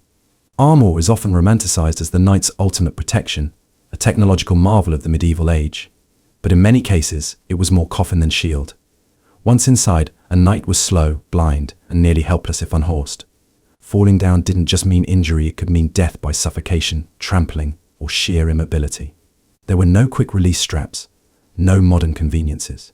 Getting out of armor required assistance, time, and safety luxuries the battlefield rarely offered. Many knights drowned in their own sweat. Some suffocated in mud because they fell face first and couldn't lift their heads. Others died because no one could reach them in time to remove their steel shell. The idea of armor as salvation overlooks this grim irony. What was designed to save a man could just as easily seal his fate. The knight's shining shell may have looked heroic, but often it was just a well-crafted cage. 34. No love, no freedom, no way out. Sir Adrian was not born into knighthood, he was bred for it. From the moment he could walk, his life was spoken for. His father, a stern and ambitious noble, had carved out his future before the boy even knew how to read. Sword lessons began before sunrise. Latin prayers were memorized by noon. By the age of 7, Adrian was a page. At 14, he was a squire. By 21, he knelt before a baron and was struck with the flat of a blade, rising not as a man, but as property of a higher ideal, knighthood. What they didn't tell him was that his life, from then on, would no longer be his own. Duty bound him tighter than any chain. He was forbidden to marry without the consent of his liege lord. Love, if it ever sparked, was treated as a threat to loyalty. Once, Adrian met a baker's daughter in a village he helped protect. Her laughter made the world feel briefly real, not steel, not blood, but human. But when his lord caught wind of it, the girl was married off to an old merchant in another county, and Adrian was flogged behind closed doors for fraternizing beneath his station. The lesson was clear. Knights could not love freely, not unless that love served a political purpose. Freedom, too, was a lie. Knights were portrayed as wandering heroes, but most were glorified retainers, constantly at the beck and call of their lords. Adrian could not leave the estate without permission. He could not refuse to ride to war. He could not even choose what to wear. His colours were dictated by heraldry, his armour designed to reflect not his taste, but his allegiance. He ate what was given, slept when allowed, bled when ordered. He once refused to collect taxes from a starving village after a poor harvest. As punishment, his rations were cut and he was stripped of his command, his honour tainted not by cowardice, but by compassion. The years wore him down. Battles left scars. Politics left worse ones. His shield arm trembled constantly from an old shoulder wound. His knee cracked with each step. He once saved his lord's life in battle, only to be forgotten in a feast celebrating the nobles. Eventually, his name stopped appearing in records. His last assignment was to train younger knights, boys who looked at him with awe, not knowing they were stepping into the same invisible prison. And when death finally came for Sir Adrian, not on a battlefield, but quietly, in a cold stone room with no family, no friends, and no glory the world barely noticed. There was no legacy, no statue, no ballad. Only a rusted sword and a grave with no name. The knight was never truly free. Beneath the myths of glory and romance, knighthood was often a life of constraint, suppression, and obligation. These men were not swashbuckling heroes. They were instruments of power, tightly controlled by lords and kings who saw them not as people, but as extensions of political will. Knights couldn't choose whom to love, where to live, or even how to die. Their identities were subsumed by the role they played, and once they aged or became less useful, they were discarded or forgotten. We imagine knights as proud, noble figures charging into battle for honor. But in truth, many of them were lonely, broken souls trapped in a system that demanded everything and gave back nothing but silence. The chainmail may have come off at night, but the real chains never did. 35. A knight, yet living like a slave, Sir Aldrich was praised as a hero in ballads sung by villagers who never truly knew him. To them, he was a towering figure in gleaming armor, a loyal servant of justice, a protector of the weak. But the songs lied. Behind the silver facade was a man shackled not by iron chains, but by loyalty, duty, and the rigid feudal hierarchy that masked servitude as honor. From the moment Aldrich pledged his sword to Lord Berrand, he ceased to be his own. His land was not his, it was held in service to the crown. His earnings were not his, much of what he gained went to maintaining his armor, his horses, and paying taxes to the very lord who commanded him. Even his victories weren't his. When he single-handedly repelled a raiding party threatening the lord's estate, the credit went to Lord Berrand. The feast that followed was filled with laughter and praise, but Aldrich sat at the end of the table, far from the nobles, pouring wine for the men he had saved. He couldn't leave the castle grounds without permission. He couldn't refuse a summons, even if he was sick or wounded.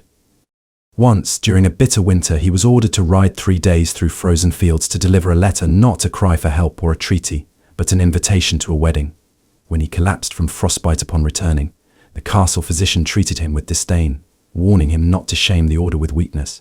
He trained daily, not for glory, but because he had to stay strong enough to fight for someone else's cause.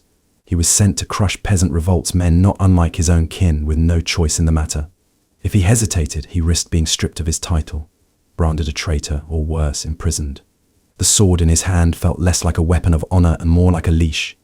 And while his noble peers paraded in silks and plotted over wine, Aldrich lived in a damp stone barrack. His meals were simple: dry bread, thin stew, and the occasional piece of meat when the nobles were feeling generous.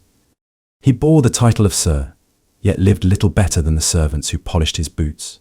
The final insult came not in war, but in peace. When his leg was shattered by a falling tree during a storm, he could no longer fight. He was quietly retired, without pension, without land, without honor. A knight with no purpose, he limped through the village he once defended, ignored by those who once sang his name. Knighthood, in theory, was the peak of medieval status, a symbol of chivalry, valor, and respect. But in practice, it was a gilded cage. Many knights lived lives indistinguishable from slaves, bound by oaths, owned by lords, and denied basic autonomy. Their loyalty was demanded, not earned.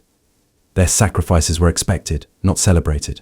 The code of chivalry glorified suffering, demanding total submission to authority under the guise of noble service. Yet for many knights like Aldrich, that meant years of hardship, isolation, and eventual abandonment. The romantic image of the knight masks a harsh truth that honor often came at the cost of humanity, and many of these so-called heroes lived lives of quiet, invisible bondage. 36. Glory on the outside, pain on the inside. Sir Thorn rode into the city under a sky blooming with banners, the sun flashing off his polished armor like divine fire. Children ran beside his steed, shouting his name. Merchants bowed. Ladies dropped handkerchiefs in admiration. He was the very image of glory, a victorious knight returning from war. But none of them could see the truth under the steel. They couldn't see the fever that gripped his bones, or the pus seeping from a wound he dared not reveal. They couldn't see the nights he spent screaming into his pillow, reliving the screams of dying men, the weight of lives taken in the name of honor. Thorn's body was a map of pain. His shoulder ached constantly from a lance that had shattered his armor at Agincourt. A back wound, hastily stitched during a muddy retreat, reopened with every twist. He hadn't slept soundly in months. His stomach rebelled against rich food after too many seasons of eating moldy bread and salt pork. His body didn't trust luxury anymore. Yet every morning, he climbed into the armor again, smiling for crowds who knew only legends. He was called a hero, but no one asked him how it felt to kill a boy no older than 16, eyes wide with fear as he died. They didn't ask about the knight beside him, who bled out with his hand clenched around Thorn's ankle, begging to be remembered. They celebrated the battles, but not the aftermath, the months of infection, the maggots in wounds, the hallucinations brought on by bad water or worse wine. After the parade, Thorn attended a feast held in his honor. Gold cups clinked and laughter echoed under the chandeliers. But when he excused himself early and staggered down the hallway, he gripped the wall like a man twice his age. Behind the closed door of his chamber, he stripped off the armor piece by piece, each segment releasing a groan from his lips. His chest was wrapped in blood-stained cloth. His legs trembled from standing too long.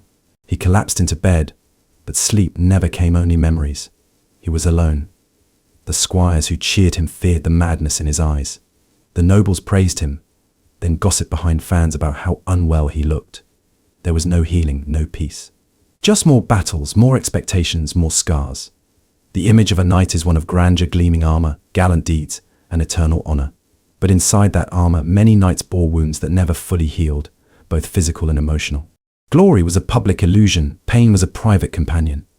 These men were expected to be fearless and invincible, yet they were human, bleeding, breaking, and aging under the crushing weight of expectations.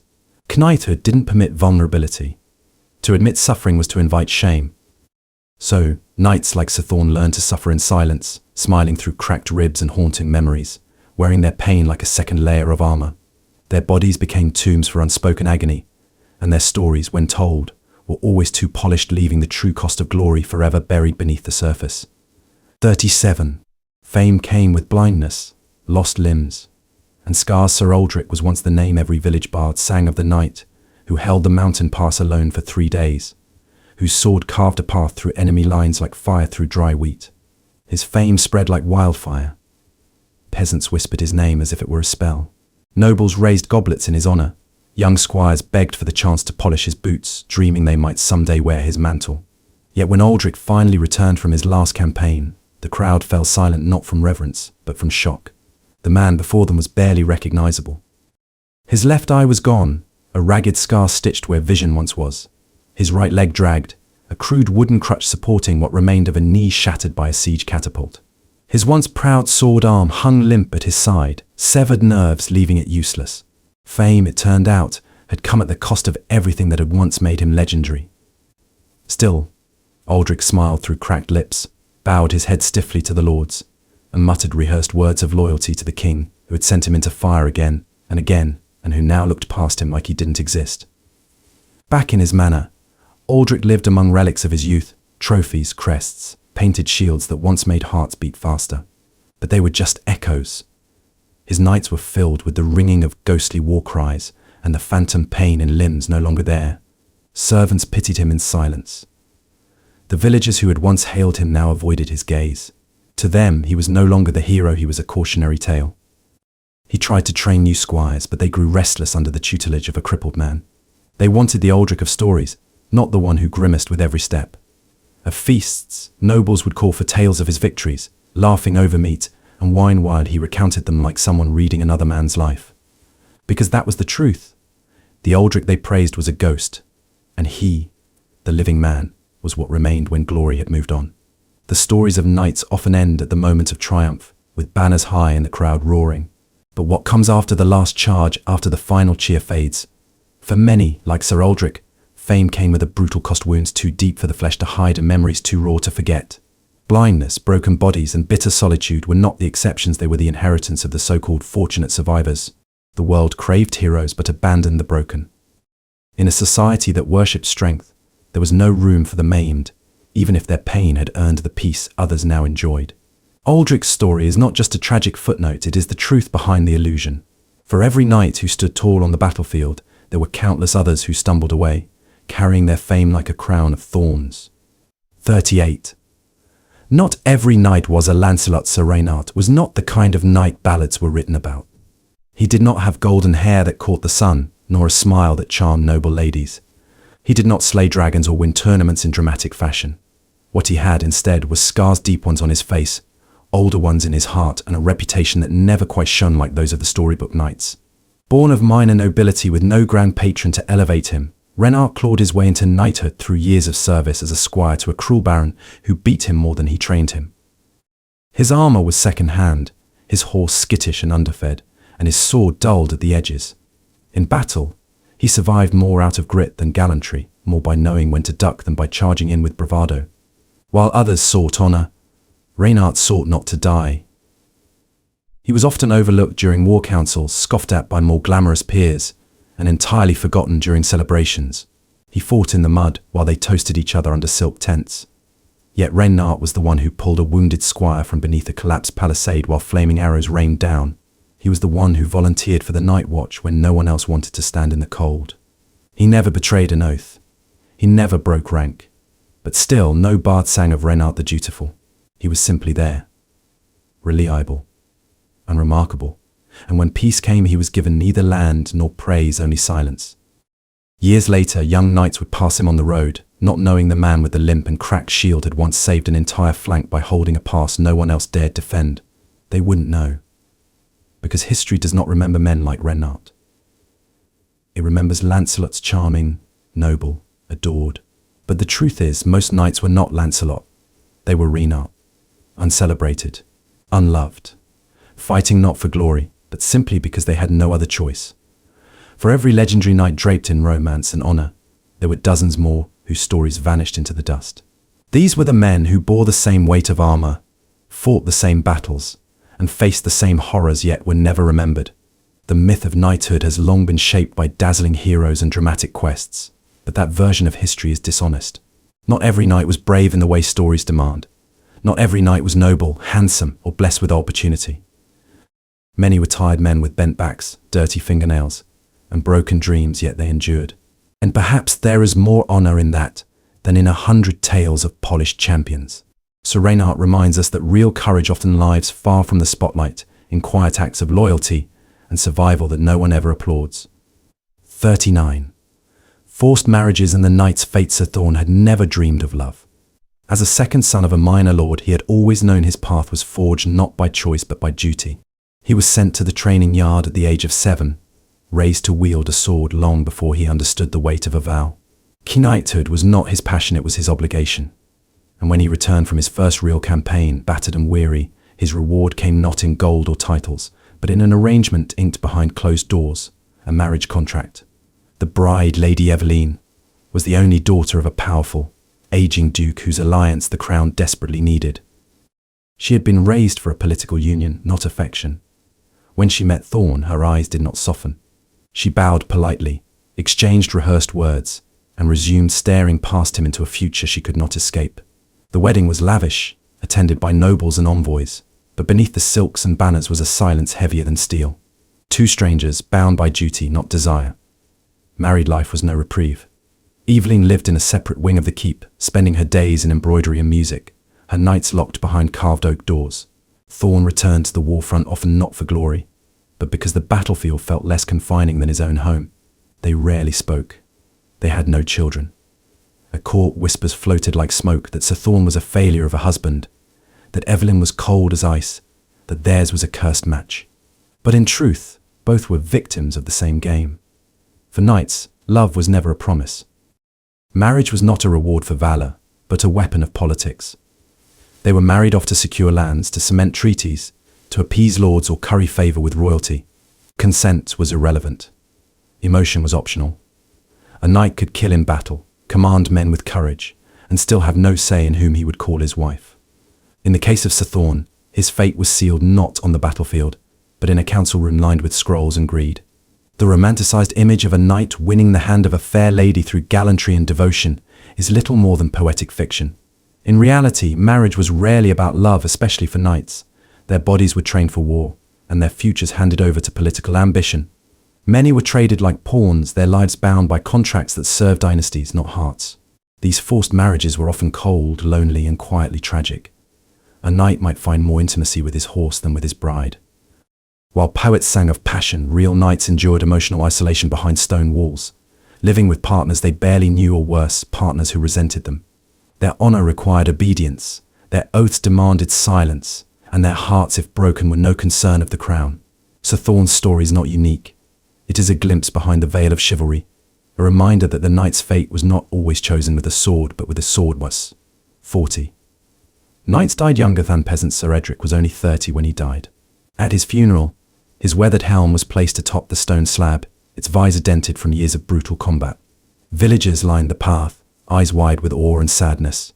He was the pride of the region, a knight who had ridden in 5 campaigns, survived countless battles, and bore scars like medals. But now he lay still, taken not by a glorious last stand or a noble sacrifice, but by a festering wound that never healed. His bones were brittle, his body weary, and his spirit long broken before death claimed him. What shocked many was not that he died, it was how young he was. Not even middle-aged by modern standards, yet considered old for a knight. The myth that knights lived longer or nobler lives than the common folk is just that, a myth. In truth, knights like Edric lived fast and died faster. While peasants toiled year after year in fields, enduring hardship and hunger, they often outlived the very men sworn to protect them. Knights were sent to war in their teens. By their 20s, many had already killed, lost comrades, and carried invisible wounds. Few reached 40. Armor could not shield them from disease, infections, or shattered bones that never set right. Even in peacetime, a knight's duties, tournaments, patrols, training meant their bodies rarely rested. Edric's final years were spent not in glory but in pain. His sword arm had grown weak after a deep cut during a border skirmish. He limped from a fractured hip suffered in a jousting accident. The village healer had no real cure. Leeches, poultices, and prayers were all they could offer. He withdrew from public life, his once proud figure hunched and silent. The same people who had cheered him as a hero now passed him on the road without recognition. When death came, it felt almost merciful. The irony. The average peasant, who had no armor, no horse, and no title, often lived into their 50s or 60s if they survived childhood. Their lives were full of labor, yes, but not the constant trauma of war. They ate simpler food, knew their land, and died at home among kin. Meanwhile, knights who were praised in ballads perished in foreign fields, far from family, remembered more in legend than in truth. We often imagine knights as indestructible warriors, living large and dying in dramatic fashion. But the reality is that their lives were often shorter, harder, and more painful than those of the very peasants they served. Honor and chivalry might have decorated their names, but it did not protect their bodies. Being a knight was not a long-term career, it was a slow march toward exhaustion and early death. Many began as hopeful young squires, dreaming of greatness, only to burn out long before their time. The armor they wore became a prison. The glory they chased, a shadow. And when they fell, the world moved on quickly, replacing them with another eager youth who didn't yet understand that a knight's tale rarely ends with peace, it ends with a shallow grave and a forgotten name. 41.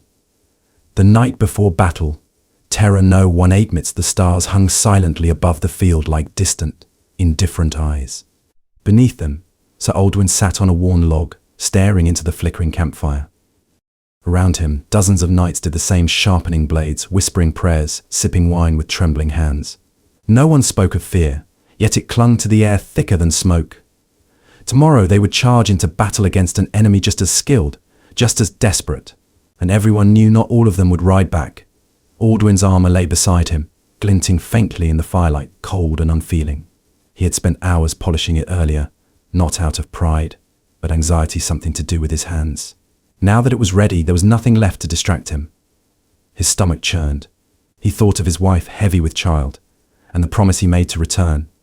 He thought of the young squire who had joined the ranks just 2 days before, barely old enough to lift a sword. Most of all, he thought of the screams he'd heard on other battlefields, the gurgling gasps of dying men, the shrieks of horses, the silence that followed. No songs ever mention this, the long, unbearable night before battle. It's always the clash of steel, the shouts of victory, the glory. But the real war begins here, in the quiet. With the knowledge that everything could end in a few hours, and you are powerless to stop it. Aldwin wasn't ashamed of the fear, he just couldn't name it. No one could. It was an unwelcome guest, crouching beside every knight, whispering doubts and showing visions of shattered limbs, of broken faces buried in mud. Nearby, someone vomited. Another knight muttered a prayer in Latin, voice shaking. A third tightened the straps on his armor for the 4th time. All around, men who wore courage like a second skin were peeling it off by degrees, when they thought no one was watching. But no one said a word. Fear was not spoken of in the knightly code. You could confess to sin, to anger, even to weakness of the flesh, but not fear. That was private, shameful. And yet, every man here felt it just before dawn, when death was still waiting just beyond the horizon. The next morning, Aldwin mounted his horse, helmet obscuring his pale face. He said nothing as the trumpet sounded. He charged forward with the others, into a storm of arrows and steel. But his mind had never left that fire.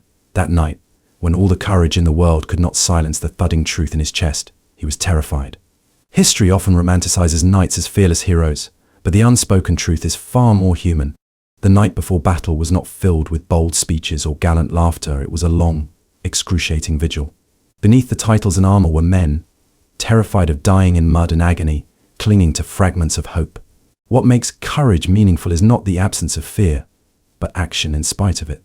Yet the world only remembers what happens after sunrise. The terror that filled the night, the doubts, the silent prayers, the sweat-slick palms gripping hilts vanishes from the tale. But if we truly wish to understand the night's burden, we must look not at the battlefield, but at the quiet before it. That was where the real war began. 42. Knights betrayed by their own brothers in arms. Sir Everic had fought loyally under the same banner for over a decade.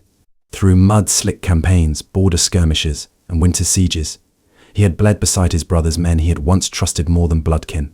They shared tents, meals, and even graves. Bonds forged in fire and steel, they told themselves. But one cold spring morning, those very bonds shattered in a whisper. It began with gold. The local baron had offered a reward for the head of a rebel knight who'd embarrassed him during a raid. The knight, unknown to the baron, was Everic himself, acting under orders, never questioned, never doubted. Yet word spread fast, and so did greed. Among his company was Sir Mathan, a knight whose debts weighed heavier than his armor, whose honor had long since crumbled under the pressure of hunger and shame. That night, while Everic slept under canvas, Mathan crept into his tent, dagger in hand, and only hesitation kept the blade from Everic's throat. Instead, Mathan reported him to the baron. The bounty was claimed. Sir Everic was arrested, stripped of his arms, paraded through the village as a traitor to the very cause he had upheld for years. His pleas fell on deaf ears. His fellow knights watched in silence, some confused, others complicit. Not one came to his defense.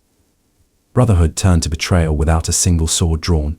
He was imprisoned and tortured for confessions he could not give, accused of crimes he did not commit, and all the while Mathan dined with the baron in warmth and wealth.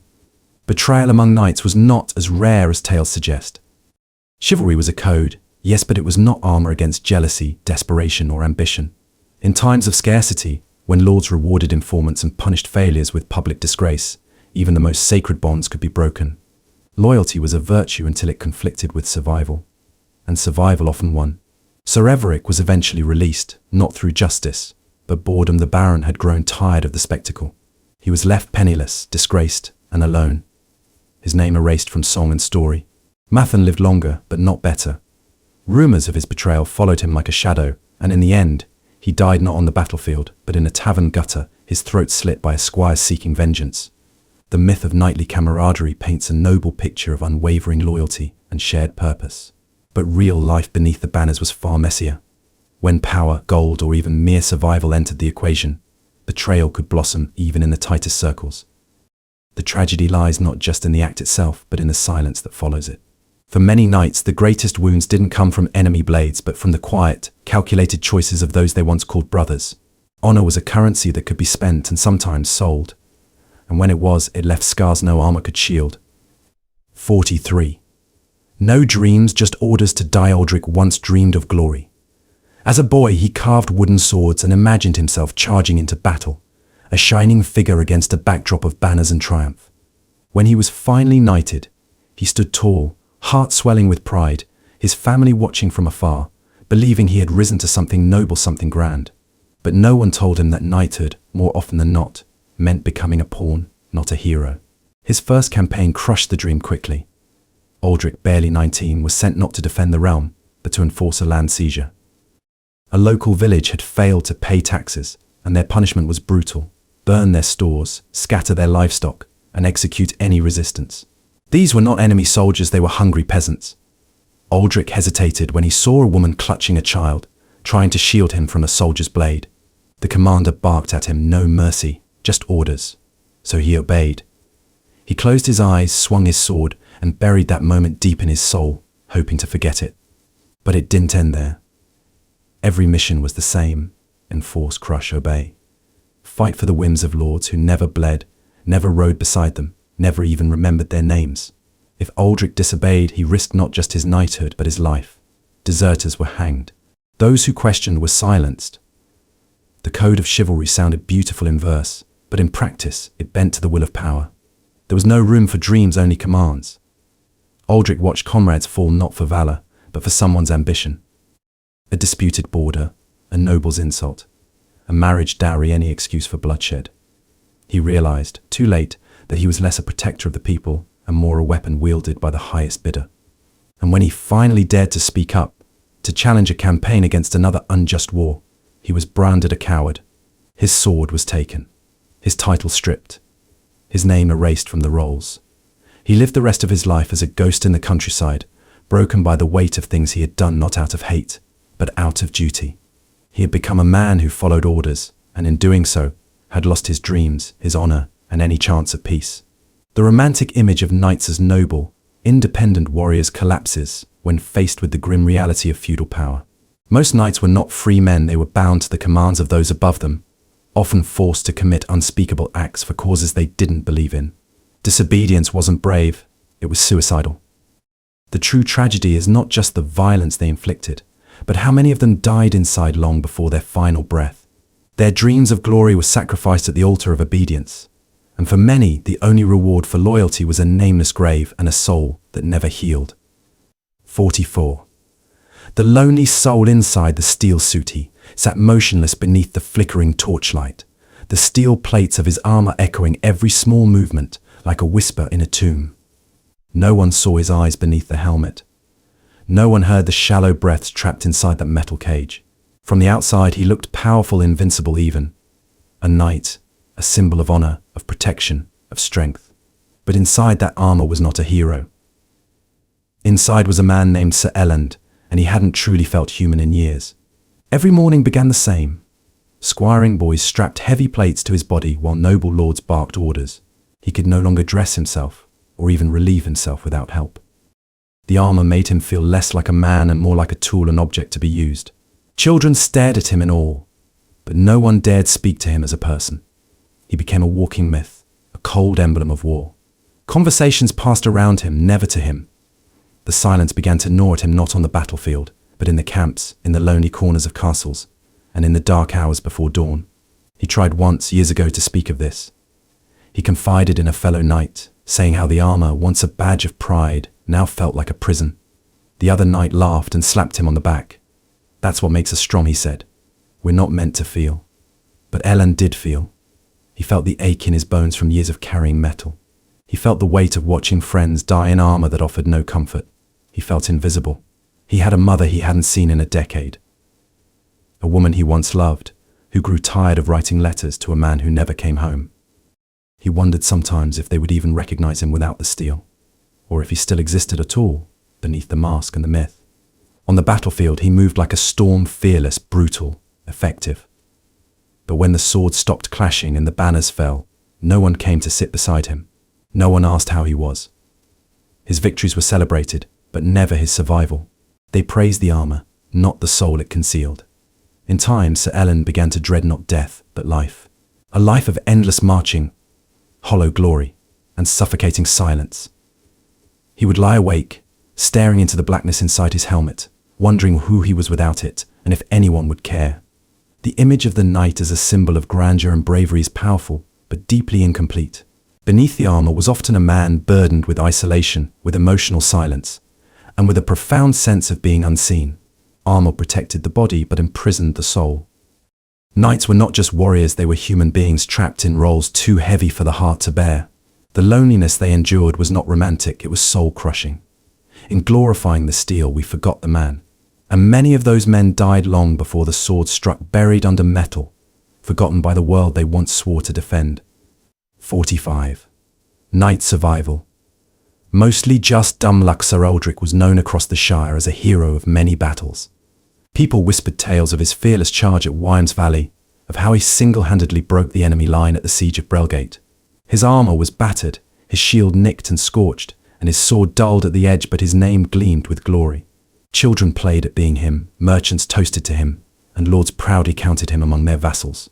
But if you ever asked Sir Aldrich how he survived so many wars, he would not boast. He would laugh. And then, if the wine was strong enough and the night quiet enough, he would tell the truth. He survived by accident. At the Battle of Wymes Valley, the story goes that Aldrich led a glorious charge. What really happened? His horse slipped in the mud, throwing him down a ravine moments before a catapult turned the hilltop into splinters and corpses. At Brelgate, his infamous solo assault was actually him getting lost in the fog and stumbling into an abandoned enemy camp after they'd fled at dawn.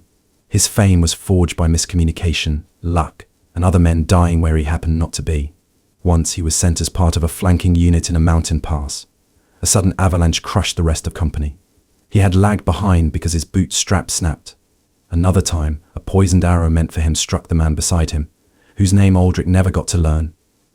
For every duel he won, there was one he only survived because someone else intervened at the last second, or because the enemy's blade chipped on his helmet instead of slicing through his throaty. These weren't acts of divine favor or proof of skill. They were moments of sheer, dumb luck. Aldrich trained hard, yes. He kept his sword sharp and his instincts sharper. But so did the dozens of knights who now lay in shallow graves. Some were braver. Many were stronger. None were luckier. And as the years dragged on, the weight of survival grew heavier. He watched friends fall beside him and heard their names vanish from the songs. He saw squires take up swords, only to vanish before winter's end. He stood alone at victory feasts, wondering if he belonged there or if the gods simply forgot to take him when they had the chance.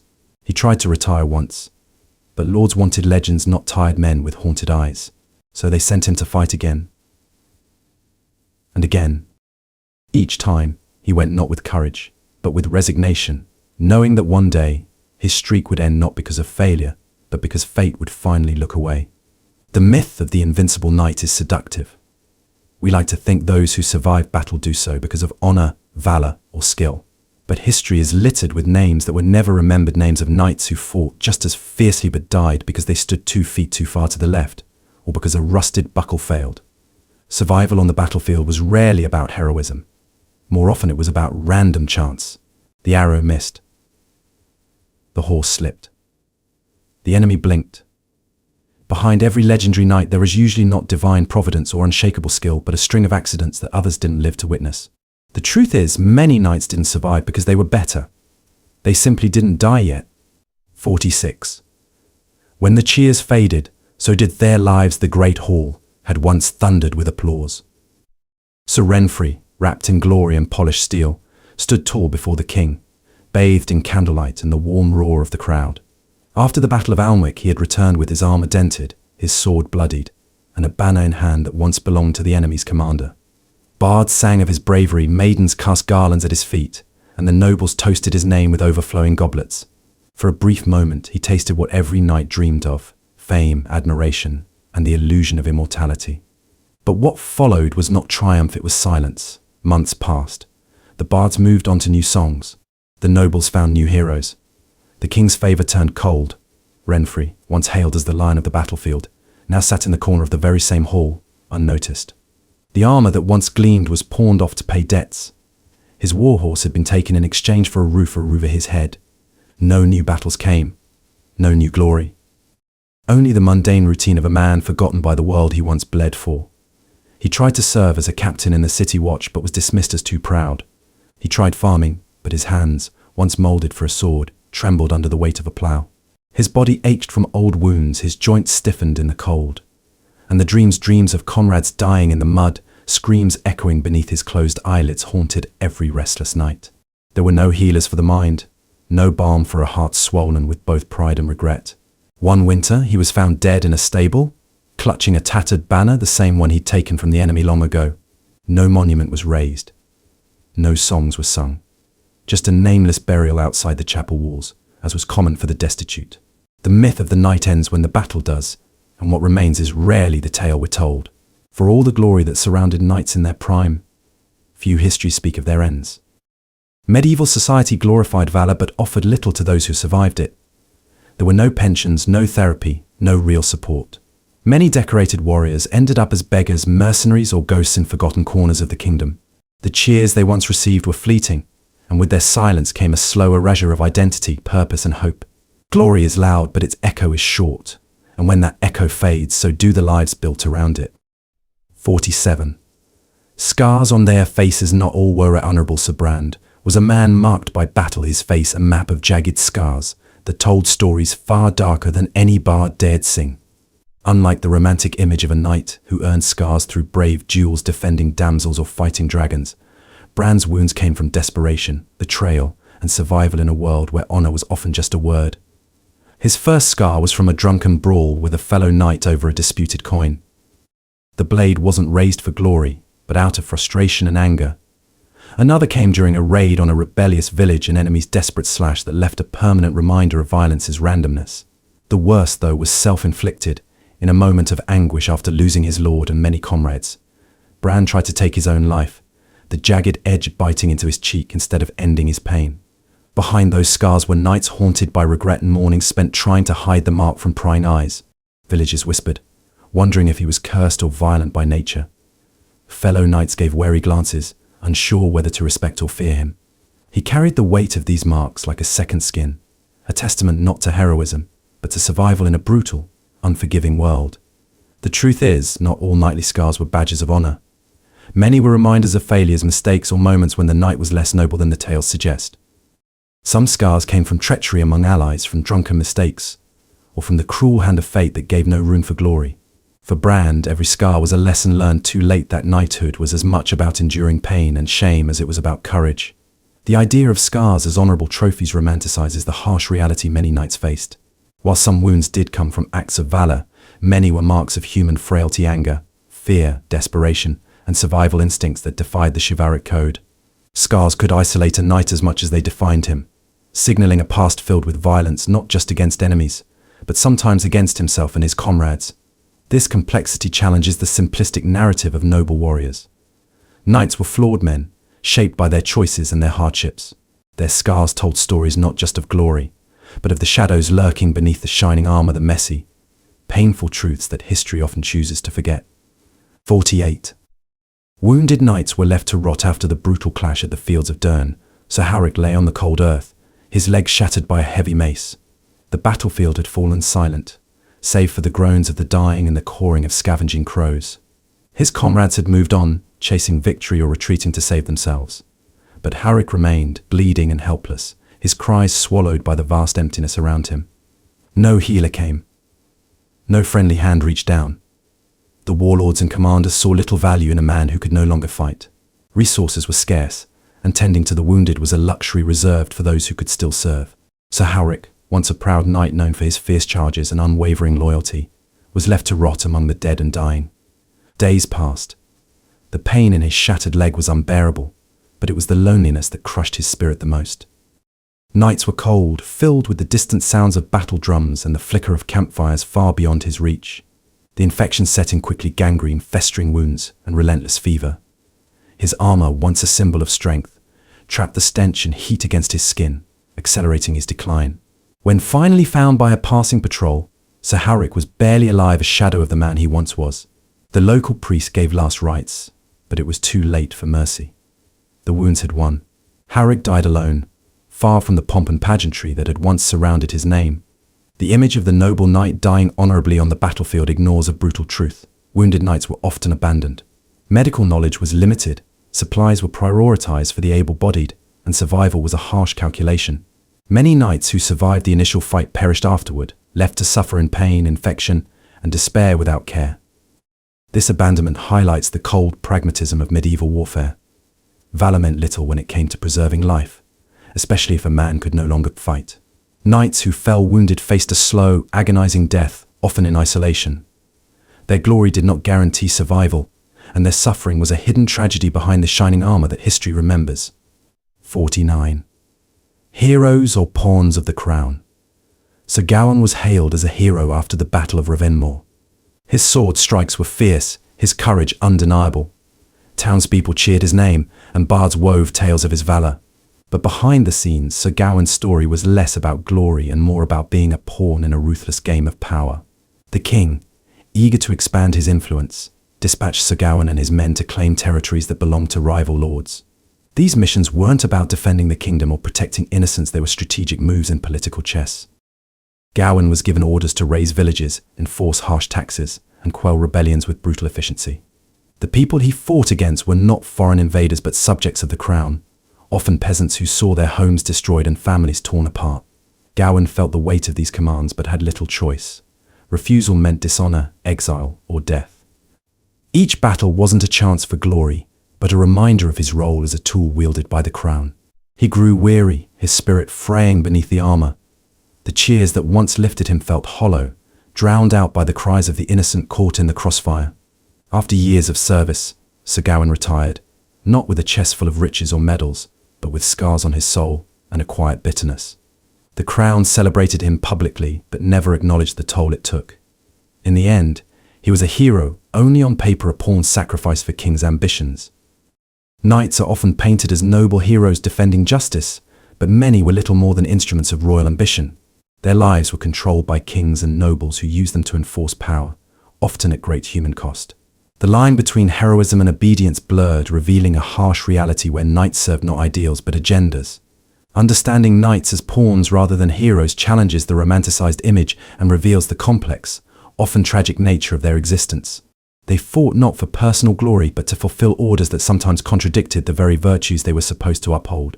This tension between duty and morality adds depth to the knight's story, one of sacrifice, loss, and the burden of serving a crown that cared little for their humanity.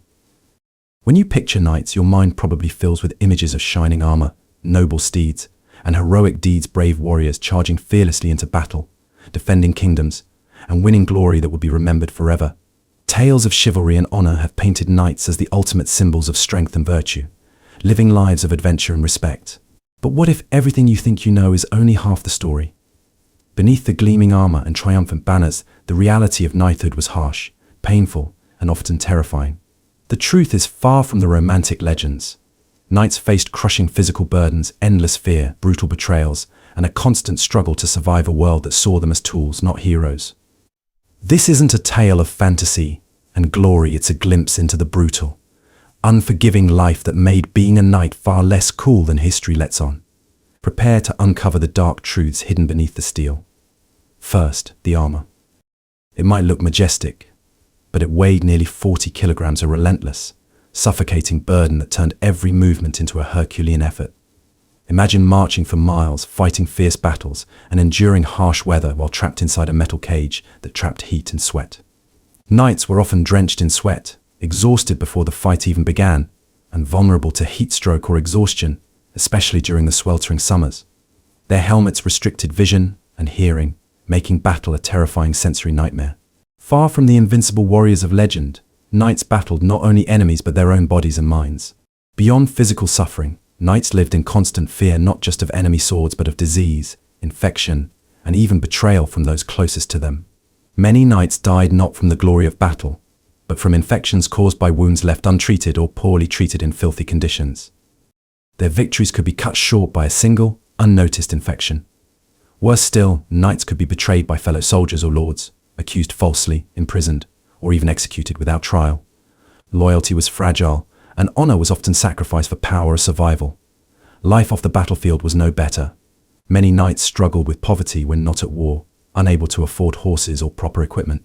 Some were forced into mercenary work, fighting not for honor but for coin, risking their lives in endless, meaningless conflicts. The once glorified knight could find himself alone, unloved and forgotten, left to rot in obscurity after the cheers faded. The scars they bore, both physical and emotional, were often hidden behind proud faces, but they shaped lives filled with pain, loss, and disillusionment. In truth, being a knight was far from the cool, glamorous life we imagine. It was a brutal existence marked by relentless hardship, fleeting glory, and the constant shadow of death. The stories of honor and heroism were often just that, stories. Behind the steel and the swords were men trapped by duty, burdened by fear, and haunted by the harsh realities of medieval life. So next time you picture a knight charging into battle, remember, their lives were far more complicated, dark, and challenging than the legends suggest.